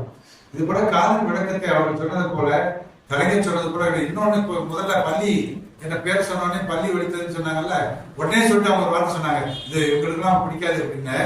கலைஞரே அவர் அந்த சங்க தமிழ்ல ஒரு பாட்டு பாடியிருக்காரு. கேட்டா, பள்ளியின் சொல்லுக்கு நிச்சயம் பொருள் உண்டு, இதை பகுத்தறிவாளர் மறுப்பர்னு அந்த மாதிரி சொல்லியிருக்காரு. அவர் சொல்லியிருக்காரு. ஏன்னா கிரேட் மேன் சிங் கலைக்கு பாடல, அதே மாதிரி அவர்களெல்லாம் பெரிய மனிதர்கள்லாம் ஒரே மாதிரி சிந்தித்து அழகாக சொல்லியிருக்காரு. இப்பொழுது 8 மணிக்கு எத்தனை மணி துணிகள் இருக்குன்னு சொல்லிடுறேன். அதை பகிர்ந்து எல்லாரும் அத்தனை மணி துணிகள் சரியா 30 மணி துணிகள் இருக்கு. இந்த 30வது மணி துணிகள் இது அடிக்கும் போது சொல்லியிருக்காங்க தனபாலையா, யாரும் கேட்க வேணாம், நிறுத்துக்காக மைக் ஆஃப் பண்ணுங்க அப்படின்னு சொல்லிட்டாங்க. கடுமையா இருக்காங்களே, நாங்க வயதில் மூத்தவங்க ரொம்ப எட்டி தொலை போக வேண்டியிருக்கு. பனிக்காலம், மூச்சு இழைப்பு, பல்வேறு தொழில்களுக்கு ஆளாவாங்க. எனவே இது தயவு செய்து கல்ச்சரா கடைபிடிக்க சொன்னாங்க.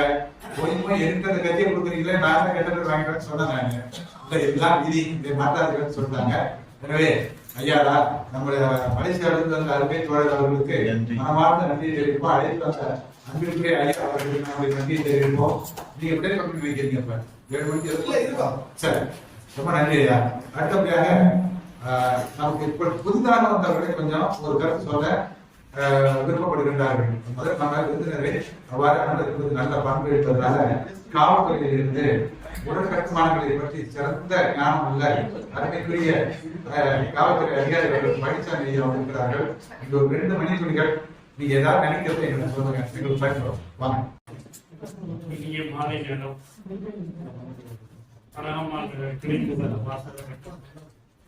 ஒரு சிறப்பான பணியை செய்து கொண்டிருக்கிறது. அதிகமா மேடை பேச்செல்லாம் பேசினதில்லை, வகுப்புகள்லாம் எடுத்துருக்கு. இங்கே பொறுத்த வரைக்கும் இந்த ஷேரிங் என்ன எல்லாம் தனித்தனியா போறோம்.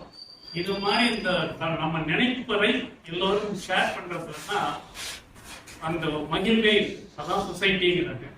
இங்கே பொறுத்த வரைக்கும் இலக்கிய சம்பந்தமாக ஐயா நல்லா திருக்குறளை பற்றி மிக அருமையாக பேசினார். வாழ்க்கை, அதாவது ஒவ்வொன்றும், அதாவது சித்தர்கள், முனிவர்கள் எல்லாமே வாழ்க்கையினுடைய நியதியை சொல்லியிருக்கிறார். அதை நாம் எந்த அளவுக்கு எடுத்துக்கொள்ள வரும் என்பது இப்பெல்லாம் கொஸ்டினபிள்.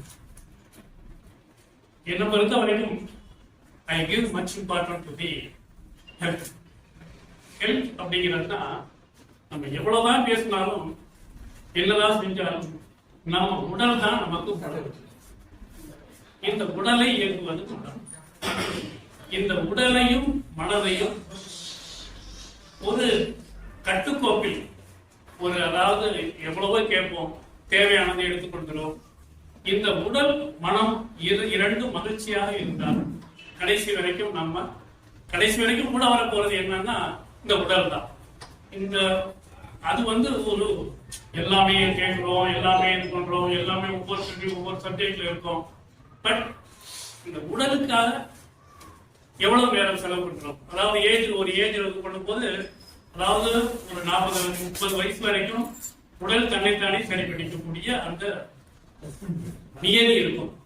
அதுக்கு பிறகு அது அதாவது தன்னைத்தானே சரி பண்ணிக்கக்கூடிய அந்த சக்தி வர ஒரு ஏஜ், ஒரு 40 ஏஜ் மேல வந்ததுன்னா குறைஞ்சிடும். அதை நம்ம எந்த அளவுக்கு இந்த உடலை காப்பாற்றிக் கொடுக்கிறோம் என்பது அதாவது இப்ப எல்லாம் கேள்விக்குறியாக போயிட்டு. என்னை பொறுத்த வரைக்கும் 24 மணி நேரம் இருக்கு. இதுல நாம ஏன் அட்லீஸ்ட் ஒரு 1 hour ஏன் செயல்படுத்தக்கூடாது? ஏன்னா கடைசியில அதாவது பாக்கி எல்லாருக்கும் உதவி செய்யலாம். ஒரு தலைவலி வருது, இல்ல உடம்பு பாதிப்பு வருது, இதெல்லாம் யாருன்னா நாம தான் ரியலைஸ் பண்ணணும். யாருமே என்னன்னா இப்ப எல்லாம் ஊசி போடுறாங்க, அது செய்யலாம் முடிய அதை சரி பண்ணிக்கக்கூடிய தகுதியை இம்யூனிட்டி என்ஹான்ஸ் ஏற்படுத்துறது நம்மகிட்ட தான் இருக்கு. ஆனா அதுல நம்ம என்ன பண்றோம், அதாவது பிரச்சனைகளுடைய சுழல்களை சிக்கி இந்த உடல் நலத்துக்கு நம்ம முக்கியத்துவம் கொடுக்க என்ன பண்ணிடுறோம்னா, இப்ப முதல்ல என்ன பண்ணுவாங்கன்னா, அதாவது நல்ல உழைப்பு இருக்கும், நல்ல ஓய்வு இருக்கும், சொசைட்டி ஷேரிங் இருக்கும். இந்த பொங்கல் மாதிரி எல்லாம் திருவிழா அடிக்கடி பாத்தீங்கன்னா கிராமத்துல எல்லாம் பாத்தீங்கன்னா நிறைய திருவிழாக்கெல்லாம் நடக்கும். எல்லாமே என்னன்னா அந்த நமக்கு உள்ள பழுவை குறைப்பதற்கு தான் எல்லாம் வச்சிருந்தாங்க. இப்ப எல்லாம் பாத்தீங்கன்னா முதல்ல 4 பேர் சேர்ந்தா நல்ல நிறுத்துக்கெல்லாம் வந்துட்டு இருந்துச்சு. இப்ப யங் சொசைட்டி எல்லாம் 4 பேர் சேர்ந்தா என்ன பண்ணிருக்காங்க உங்களுக்கே தெரியும். என்ன பண்ணிட்டு இருக்காங்க, ஷேரிங் பண்ணிட்டு இருக்காங்க. அப்போ நாம் உடல் நலத்தை சரியாக வைத்து, அதான் உள்ள பெருங்கோயில் ஊரடம்பாளையம் எல்லாம் அப்படிங்கிற மாதிரி சொல்றாங்க. எல்லாமே நாம உடலை கடவுளாக எப்போ ஒப்ப ஆரம்பிக்கிறோமோ அந்த மகிழ்ச்சி மிக நிலையானது. யாரு அதாவது முதல்ல பிணிங்கிறது நம்மை தவிர்க்க முடியாது. அதை சரி பண்ணிக்கக்கூடிய திறமை இயற்கை ஆண்டவன் நமக்கு கொடுத்திருக்கிறார்.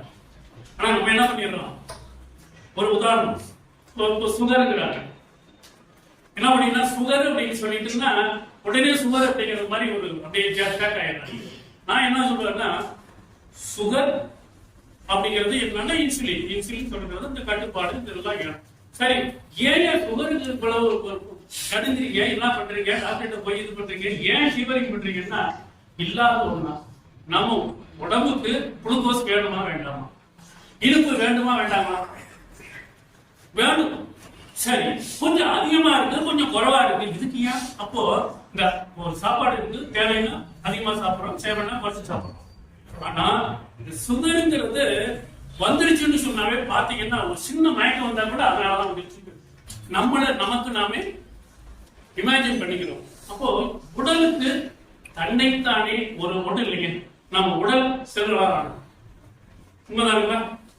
அந்த செல்கள் அதாவது நாம உயிர் இருக்க வரைக்கும் தான் அந்த செல்கள் இருக்கு. உண்மைதானுங்களா? அப்போ இந்த செல்கள் வாழ விருப்பமா சாப்பிட விருப்பம், அது தன்னைத்தானே சரி பண்ணிக்கக்கூடிய எல்லா முயற்சிகளும் எடுக்கும். நாம் உடல் நலத்தை, மனதை நாம அதை கெடுக்காத வரை அது சரியாது. நம்ம என்ன பண்றோம்னா பின்னாடி ஒரு விரிவாக பேசுகிறேன். அதனால health is wealth. Health is நீங்க பாக்கி எல்லாமே இந்த 3 நாளைக்கு நான் மருத்துவத்துறை பத்தி நான் சொல்ல வரல. இப்பெல்லாம் மருத்துவத்துறையில எப்படி ஆயிடுச்சு பிசினஸ் இல்ல. முதல்ல எல்லாம் என்ன அப்படின்னா டாக்டர் போய் கும்பிட்டு வருவோம். இப்ப அவர் என்ன பண்றாரு, நம்மள்ட்ட என்னத்தை ஏற்படுத்துறாரு, பயம் தான் மூலதனம். எதுக்கு சொல்றேன்னா அதுக்கு பிறகு வியாபாரி ஆயிருந்தாங்க. நம்ம என்ன பண்ணிருக்கோம், கஷ்டமா இது இல்லாம உடல் திறன். நான் என்ன சொல்றேன், எல்லாமே நம்மள்ட்ட தான் இருக்கு. நான் போலீஸ்ல இருந்தேன், அதாவது எல்லாமே திறமை நம்மள்ட்ட தான் இருக்கு. முதல்ல நான் எதுக்கு சொல்றேன்னா முடியாதது என்பதே கிடையாது. நான் முதல்ல போலீஸுக்கு போனேன், அனுப்பிட்டு கிராமம் ஒண்ணுமே செய்ய முடியாது. சரி என்ன பண்றது அப்படின்னா யாரும் ஐடியா சொல்றதுக்குலாம் இல்ல, எதுவுமே செய்யல, போலீஸுக்கு போனேன். அதுக்கு பிறகு ஒரு 17 வருஷம் ஓடிட்டே இருக்கு. மறுபடியும் வேற கேஸ். இந்த 41ஆவது வயசுல 1 இயர் ட்ரைனிங். எல்லாமே நம்மகிட்ட இருக்கு. எதுக்கு சொல்றேன்னா நாம என்ன பண்றோம் அப்படின்னா முடியும் என்றால் முடியும். இது எதுக்கு சொல்றேன், நான் ஒண்ணு இல்ல, இப்ப நம்ம சுகர்னு வந்துச்சு வச்சுக்கலாம், அது என்ன பண்ணிருப்பாங்க, அடிமையாகி ஒரு சின்ன இது கூட வாழ்நாள் பூரா உடல்ல சுகர்ங்கிறது என்ன உங்களுக்கு என்னது தெரியும், இன்சுலின் சுரக்குது. இந்த இன்சுலின் தான் நாம அதாவது உடலில் உள்ள செல்களுக்கு உணவு போவது அந்த இன்சுலின் தான் காரணம். அது சரியா இல்லைன்னா இது அப்போ ரெகுலேட் பண்ணிக்கலாமா இல்லையா? ஆனா நம்ம என்ன பண்றோம்? எனக்கு தலைவலி எல்லாம் இருந்தது, நான் சாப்பிட்டேன் தான் சாப்பிட்டேன். எப்போ? ஒரு 20 வருஷத்துக்கு முன்னாடி. இப்போ எனக்கு தலைவலியே வர்றது கிடையாது. ஆனா ஒரு நாளைக்கு 1 hour நான் எக்ஸசைஸ். அதுக்கு பிறகு நான் எம்எஸ்சி வேலை பண்ணேன், அது பற்றி பண்ணேன், பர்மம் பண்ணேன். இதெல்லாம் தெரியும் பொழுது எது வந்தாலும் நம்மை காப்பாற்றணும். இன்னொரு பெரிய சொல்லியிருக்காங்க சார், அதை பற்றி முன்னாடி நான் சொல்றேன். அதாவது வர்மம் அப்படிங்கிறது உடல்நிலை வந்து அது மாதிரி ஒரு வைத்திய முறைகளே கிடையாது. இப்ப நான் வந்து அக்குபத்தியம் படிச்சேன். நான் இதுல என்ன சொல்லியிருக்காங்களோ நம்ம தமிழர்களுடைய திறமை சார். இவங்க என்ன சொல்லியிருக்காங்கன்னு சீனர்கள். அதான் ஒரு உதாரணம், சின்ன உதாரணம் சொல்லிடுறேன். ஒரு தலைவலி வந்துட்டா சயின்டிஸ்ட் என்ன சொல்றாங்கன்னா, இந்த இடத்துல முடிச்சா தலைவலி போகும், LI4 பேர். LI4 இத நாம் முன்னோர்கள் என்ன சொல்லிட்டாங்க, கவுடி காலம் இருக்கு. கவுடின்னா வெற்றிலையை அளவு. இந்த கவுடி காலத்தினுடைய சென்டர்ல டச் பண்ணா இன்னும் பல இதெல்லாம் இங்க இருந்துதான் சைனீஸ் என்ன பண்றாங்க, சைனீஸ் போயிருக்காங்க. அத பிறகு வந்து வெஸ்டர்ன் வந்து சயின்டிபிக் ப்ரூவ். எல்லாமே ஒண்ணு எல்லா திறமைகளும் தமிழர்களுக்கு இருந்து. ஆனா நம்ம என்ன பண்றோம்னா, காலப்போக்கில் நாம விட்டுட்டோம். பாக்கி எல்லாரும் என்ன பண்ணாங்க, அதை பயன்படுத்தி சிறப்பாக பண்ணாங்க. அங்கேருந்து போனதான் மறுபடியும் நம்மகிட்ட வருது. அதனால உடல்நிலைக்கு முக்கியத்துவம் கொடுங்கள். அது சம்பந்தமா ஒரு பின்னாடி வாய்ப்பு கிடைக்கும் போது விரிவாக அதாவது ஹெல்த்துங்கிறது என்ன பண்ணலாம், அந்த நோயிலிருந்து எப்படி விடுபடலாம் அப்படிங்கிறது என்னை பொறுத்த வரைக்கும் அழியாத செல்வம் என்னன்னா உடல் நலமே. உடல் நலமே.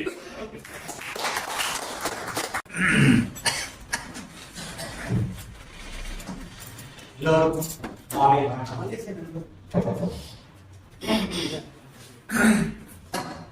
வந்திருக்கும் அத்தனை ஆளுங்களையும் வரவேற்க மகிழ்ச்சிக்கிறார். நிறைய ஐயா பேசுனாங்க, உங்க ஃப்ரெண்ட் நிறைய பேசினாங்க. இன்ஃபேக்ட் அவரை பத்தி பேசணும்னு தான் இன்னைக்கு வந்தேன் நான். ஏன்னா அவர் வந்து குரலை பத்தி நிறைய பேசிட்டாரு. அவரை பத்தி நம்ம கொஞ்சம் பேசணும். அந்த வாசக வட்ட நிர்வாகி அந்த வகையில நான் அவருக்கு ஒரு கௌரவம் பண்ணணும். இல்லாட்டினா அது அவ்வளவு நாகரிகமா இருக்காது. ஏன்னா அவரு நம்மளுக்கு இன்னைக்கு சிறப்பு கொடுத்துங்க. அவரை பத்தி நம்ம ஒரு 2 வாரம் பேசினாதான் நல்லா இருக்கும். இவர் ஒரு நல்ல பண்பாளர், நிறைய படித்தவர், நல்லா பழகக்கூடியவர், நிறைய சொல்லிட்டே போலாம் அவரை பத்தி. ஒரே ஒரு பாரதி கோட்டை மட்டும் ஒன்று சொல்றான்னு நினைக்கிறேன்.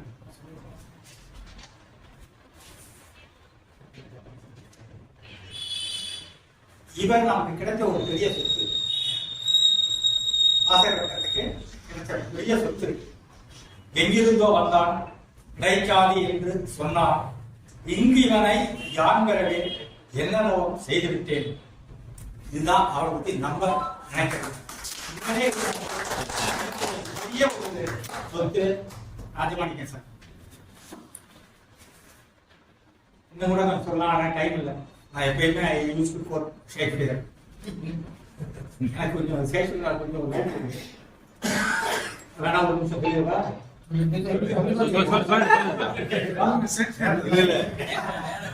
ஷேக்ஸ்பியர் சொல்லுங்க. ஷேக்ஸ்பியர் வந்து ஒரு பெரிய ஞானி, நிறைய எழுதியிருக்காரு. ஆங்கில இலக்கியத்துல நிறைய ஈடுபாடு உள்ளவர். ஒரு 38 டிராமா எழுதியிருக்காரு. ஒரு 150 சானட் எழுதியிருக்காரு. சானட்னா கவிதைகள். அவருடைய கவிதைகள் எல்லாமே ஒரு முத்துப்பாடம் இருக்கும். ஒவ்வொரு வாழ்வியலை பத்தி நிறைய எழுதியிருக்காரு அவரு. அதுல நட்புங்கிறத பத்தி அல்லது அன்புங்கிறத பத்தி இவருக்கு நம்மளுக்கு வந்து எந்த அளவு பொருத்தமா அதை ஒரே போட்டு எழுதியிருக்கீங்க. அதனுடைய சேஸ்வரன் படிச்சா நம்ம தமிழ சங்க இலக்கியம் உடனே முடியாது. அவருடைய லாங்குவேஜ் வந்து அந்த காலத்துல அவருக்காக எழுதினது. அது இப்ப நம்ம எழுதுற ஒரு இங்கிலீஷ்ல இருக்காது. சடனா படிச்சா புரியாது. அதுக்கு யாரோட கமெண்ட்ரி வேணும், அப்பதான் புரியாது. அது நேர பல காலத்துல எழுதப்பட்ட ஒரு ஆங்கிலம் இதெல்லாம் வந்தது. அதனால இந்த கமெண்ட்ரியில சொன்னது என்னன்னா, அப்புறம் அவருடைய மொழியில சொல்றேன். That the mere thought of a friend heals all the wounds. ஒரு நண்பனை பத்தி நினைச்சாலே நம்முடைய காயங்கள் எல்லாமே ஆறி போகணும். ஜஸ்ட் ஒரு நண்பன் அவனை பத்தி நினைச்சாலும் நம்மளுடைய கவலைகள் எல்லாமே ஆறி போகணும். அப்படி ஒரு ஆள் இருக்கணும்னு சொன்னா பேராசிரியர் எல்லாத்தையும் கடன் கேட்கிறார். இவர் எனக்கு மேல ஒரு பொறாமப்படும், எப்படி எல்லாரோடையும் ஃப்ரெண்டா இருக்காரு, ஒருத்தர் கூட எதிரி இல்லை, எல்லார்ட்டையும் ஃப்ரெண்டு, எல்லாரையும் சிரிப்பாரு, எல்லாரையும் ஓடி வந்து உதவாரு, உடம்பு சரியா ஓடி வந்து பார்ப்பாரு.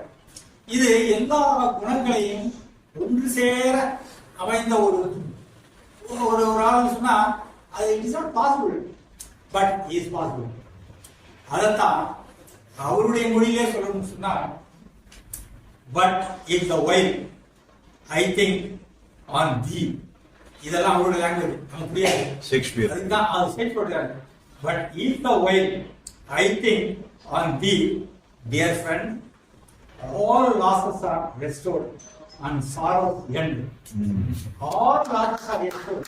நம்ம என்னென்னலாம் இழந்தோமோ அதெல்லாம் restored அவர் பார்த்தா போதும். And sorrows end. நம்மளுடைய எல்லா கவலைகளும் ஒரே முடியும். இது எங்கள் பேராசிரியருக்கு ரொம்பவும் பொருந்தும். எங்களுக்கு கிடைச்ச பெரிய சொத்து. நிறைய பற்றி பேசணும், நேரம் குறைவா இதோடு முடிச்சுக்கிறேன். நன்றி, வாழ்க வணக்கம். ஏன்னா உருது மொழி, ஹிந்தி தெரியுது, தமிழ் தெரியுது, ஆங்கிலம் தெரியுது.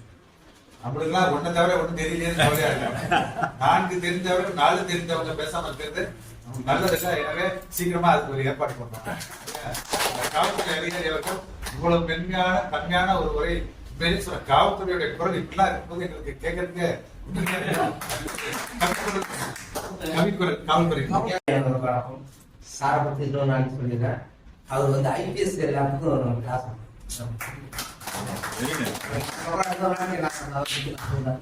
சர்வதில கொடுத்து வந்தோம்.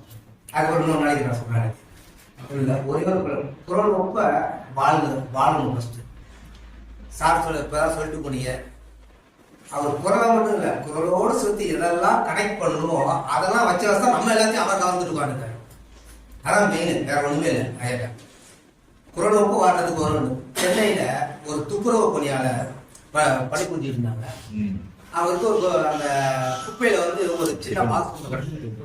அந்த பாக்ஸ்ல கிட்டத்தட்ட ஒரு 50 லட்சம் ரூபாய், 50 லட்சம் உள்ள நகைகள் இருந்து அவங்க என்ன செய்யலாம், எடுத்துட்டு அந்த கீழே போட்டு பிளாஸ்டிக் கடையில போடுவாங்க, அது போறதை எடுத்துக்காங்க நகையா இருக்கு. அப்படியே வச்சு தன்னோட கணவர் கூட போன் பண்ணி, வாங்க இது மாதிரி இருக்குன்னு, நான் வீட்டுக்கு வர நீ அங்கேயே நில்லு, நான் வந்துடுறேன்.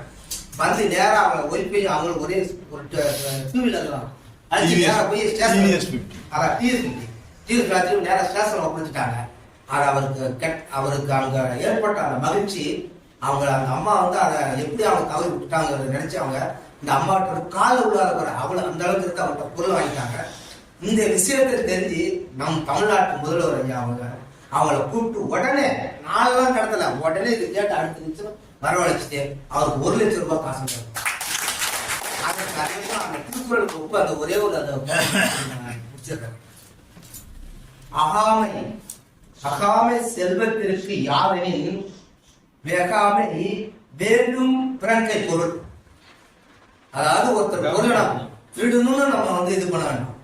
கிடைச்சது நமக்கு செல்வத்தால உயரணும்னாக்க இது ஒரு நல்ல பொருளை தவறாம அவங்கள்ட்ட போய் எடுத்து நம்ம கொடுத்துட்டோம், அதுலயே நம்ம வாழ்க்கையில உயர்வுங்கிறதுக்கு குரலுக்கு ஒப்ப வாழ்ந்து அவங்க வாழ்ந்ததுனால அவங்களுக்கு பெரும் நன்றி தெரிவித்து இந்த குரல் ஒப்ப எல்லாருமே வாழ வேண்டிய கேட்டு விடைபெறுகிறேன். நன்றி.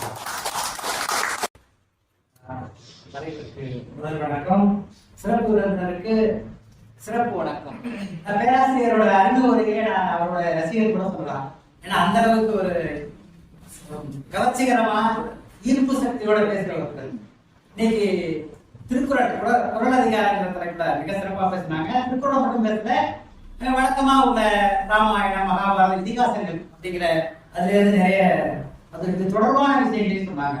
ஒரு வரியில சொன்னா, இதனால் இவன் முடிக்கும் என்றாய்ந்து அதனை அவன்கள் இடம் அப்படிங்கிற திருவள்ளுவர்லேருந்தே அவருக்கு அதை பாராட்ட தெரிஞ்சுமா.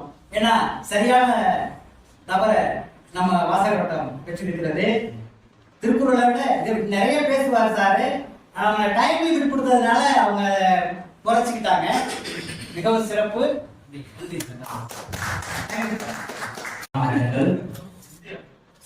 பேசுகிறது ஒரு பெரிய கலை.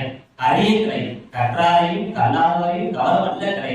அந்த வகையில பார்த்தோம்னா பேராசிரியர்கள் பேசும்போதும் பெரியவர்கள் பேசும்போதும் நிறைய கற்றுக்கலாம், அனுபவத்தையும் அறிவையும். அந்த வகையில இப்போ உதாரணத்துக்கு சின்ன கலை காட்டி வச்சுக்கிறீங்க, ஒரு பொருள் ஒரு வேலை இருக்கிறாங்க, அதை ஏற்றும் போது அதை தீப்பெட்டி ஏற்றியது விலக பார்த்து எல்லாத்தையும் கும்பிடுறாங்க. அந்த ஒளியை பார்த்து ஒரே ஒரு முடிவு மட்டும் அந்த தீப்பெட்டி கிளச்சி போட்டு கீழே போடுறாங்க, அந்த கீழே கிடக்கிற அந்த குச்சியை பார்த்து கும்பிடுறாங்க. அப்ப என்ன செய்யறாங்க, இன்னும் என்னாச்சு, ஏதாவது விலக பார்த்து கும்பிட்டு இருக்காங்க, ஒளியை பார்த்து கும்பிட்டு இருக்காங்க, கடலை பார்த்து கும்பிட்டு இருக்காங்க, நீ அதை ஏற்பட தீ குச்சியை பார்த்து கும்பிட்டு இருக்கிய உனக்கு அறிவு இருக்கான்னு கேட்கிறாங்க. அப்ப அந்த முடிவு சொல்றாரு, ஏற்றப்பட்டதை விட ஏற்றி வைக்கும் இருந்தாரா. அப்ப நாம கத்துக்கிறது சொல்லிக் கொடுத்த நம்முடைய ஆசிரியர்கள், நம்முடைய வேதாசிரியர்கள் இருந்தவங்க, அவங்களுக்கு தான் நம்ம நிறைய கத்துக்கிறோம்.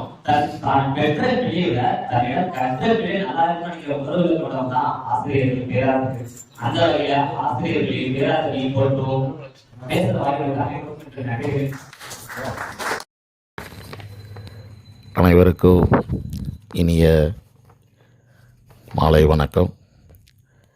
அழகமல் நகர் கிளை நூலக வாசகர் வட்டத்தில் 82வது இலக்கிய ஆர்வலர்கள் மன்றத்தின் சார்பாக நடைபெற்று கொண்டிருக்கின்ற இந்த இலக்கிய ஆர்வலர்கள் அமர்வில் கலந்து கொண்டு சிறப்பித்துள்ள அனைத்து தமிழ் ஆளுமைகளுக்கும், இன்றைய தினம் விருந்தினராக புதிதாக வந்துள்ள அனைத்து இலக்கிய ஆளுமைகளுக்கும் என்னுடைய நன்றி கலந்த வணக்கத்தை முதற்கண் தெரிவித்துக் கொள்கின்றேன். இந்நாளில் வருகின்ற 25/1/2026 அன்று நமது நூலக கட்டிட விரிவாக்க விழாவாகவும் குடியரசு தின விழாவினை முன்னிட்டும் இலக்கிய ஆர்வலர்கள் மன்றத்தின் பவள விழாவினை முன்னிட்டும் மாணவர்களுக்கான சிலம்பாட்ட போட்டி நடைபெற இருக்கின்றது. ஏறக்குறைய 100 மாணவர்கள் கலந்து கொள்ள இருக்கிறார்கள். அப்போட்டியானது 25/1/26 ஞாயிற்றுக்கிழமை காலை 10 மணி அளவில் நடைபெற இருப்பதால் அனைவரும் அந்த துவக்க விழாவில் கலந்து கொள்ள அன்புடன் நான் வேண்டுகிறேன். பின்னர் 26/1/26 அன்று நூலக வளாகத்தில் நடைபெற இருக்கின்ற குடியரசு தின விழா கொடியேற்றத்தில் கலந்து கொள்ளுமாறு அன்புடன் வேண்டிக் கொள்கிறேன். மேலும் வருகின்ற வாரம் மாண்புமிகு தஞ்சை சட்டமன்ற உறுப்பினர் அவர்கள் நூலகத்தினை கூடுதல் கட்டிடத்தினை திறக்க இருப்பதால் தெரிவிக்கப்படும் அந்நாளில் அனைவரும் கலந்து கொண்டு அவ்விழாவினை சிறப்பிக்க அன்புடன் நான் வேண்டிக் கொண்டு இன்றைய தலைப்பை ஒட்டிய என்னுடைய சிறு கவிதையினை தங்களிடம் சமர்ப்பிக்க தங்கள் அனுமதியினை வேண்டுகிறேன். இருவரியில் உலகளந்து பொதுமறையாய் திருக்குறளை ஓலையிலே எழுதி வைத்து உயர்ந்த இடம் சென்றிட்டார். காலமதை கண்டெடுத்து ஞானத்துடன் பிரித்தெடுத்து உலகிற்கு காண்பித்த உத்தமர்களுக்கு என் வணக்கம். குரல் படைத்த வள்ளுவரோ அதிகாரம் பங்கிட்டு பத்தனவே விரித்து வைத்து படிப்போர்க்கு எளிதாக படைத்திட்டார் திருக்குறளை. குரல் படைத்த வள்ளுவர்க்கு தென்குமரி குன்றினிலே சிலை வைத்தார் தலைவர் அவர். பார்த்திட்ட கண்களெல்லாம் வியந்திட்டு போவதங்கே. இந்நாளில் குரல் பாடிய முனைவர் அவர். இந்நாளில் குரல் பாடிய முனைவர் அவர். இருக்கும் இடமெல்லாம் குரல் ஓசை அவர். அவர் படைத்த இன்றைய குரல் அதிகாரத்திற்கு முன்னின்று என் வணக்கத்தை அவருக்கு தெரிவித்து முடிக்கின்றேன் என் வரிதனை. நன்றி, வணக்கம். நண்பர்கள் அனைவருக்கும் முதன்மையான நன்றியை தெரிவித்துக் கொள்கிறேன். மதிப்புக்குரிய ராஜமாணிக்கம் சார் அவர்கள் திருக்குறளை பற்றி பேசுகிறப்ப எனக்கு ஒரு ஆசை இருந்தது. நானும் ஒரு திருக்குறள் இருக்கேன் சொல்ல சொல்ல எனக்கு ஒரு என்கரேஜ்மெண்ட் மாதிரி இருந்தது. இதை வந்து பிற்பாடு பார்த்துக்கலாம் அப்படின்ட்டு இருந்தேன். இதுல என்னன்னா ஒரே ஒரு செய்தி என்னன்னா வரியாற்ற உயிர்வதை அப்படிங்கிற திருக்குறள். அது வந்து இதே இது வந்து விவேக சிந்தாமணிங்கிற நூல் எல்லாம் வரும். அதெல்லாம் அந்த தெளிவா பேசினாதான் சரியா வரும். அது பின்னாடி பார்த்துக்கலாம். இப்போது நேரம் கருதி நீங்கள் எனக்கு அழைத்த நன்றி தெரிவித்து இலக்கிய ஆர்வலர் சிறப்பா நடத்திட்டு வீட்டிலேயே இருந்துட்டு சிறப்பா நடத்திட்டு இருக்கேன். எங்களோட வாசகோட தலைவர் வந்து தனபால் சாருக்கு நான் நன்றி வச்சேன். அவரோட எண்ணம் எல்லாமே இங்கேதான் இருக்கு. காலையில இருந்து ட்ரெயினிங் எல்லாம் சுத்தம் பண்றாங்க. எப்ப பார்த்தாலும் வருமானம் அவருக்கு இங்கேதான் இருக்கு. இந்த 82வது இலக்கிய ஆர்வலர் அமர்ல வந்து சிறப்பு விருந்தினர் ராஜமாணி சார். சார் உங்களோட பேருக்கு என்ன அர்த்தம் தெரியுமா சார்? சொல்லுங்க. நான் வந்து பார்த்தேன் சார். ராஜமாணிக்கம் அப்படின்னா வந்துட்டு மன்னர்களின் மாணிக்கம் அல்லது அரச மாணிக்கம் அப்படின்னு வந்து சொல்றாங்க. ராஜா அப்படின்னா தலைவர், அரசன், ஆட்சியாளர். மாணிக்கம் அப்படின்னா விலை மதிப்பற்ற ஒரு கல்லோட இது சார். மொத்தமா சொல்லணும்னா மன்னர்களின் மாணிக்கம், விலை மதிப்பற்ற அரசர் நீங்க.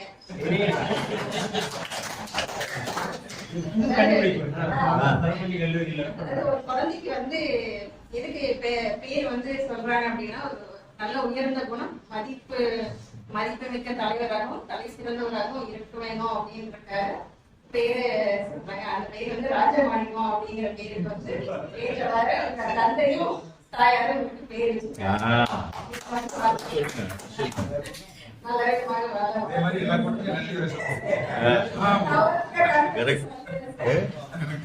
இங்க வந்து அனைத்து ஆளுநர்களுக்கும் என்னோட நன்றியை தெரிவிச்சுக்கிறேன். நன்றி, வணக்கம்.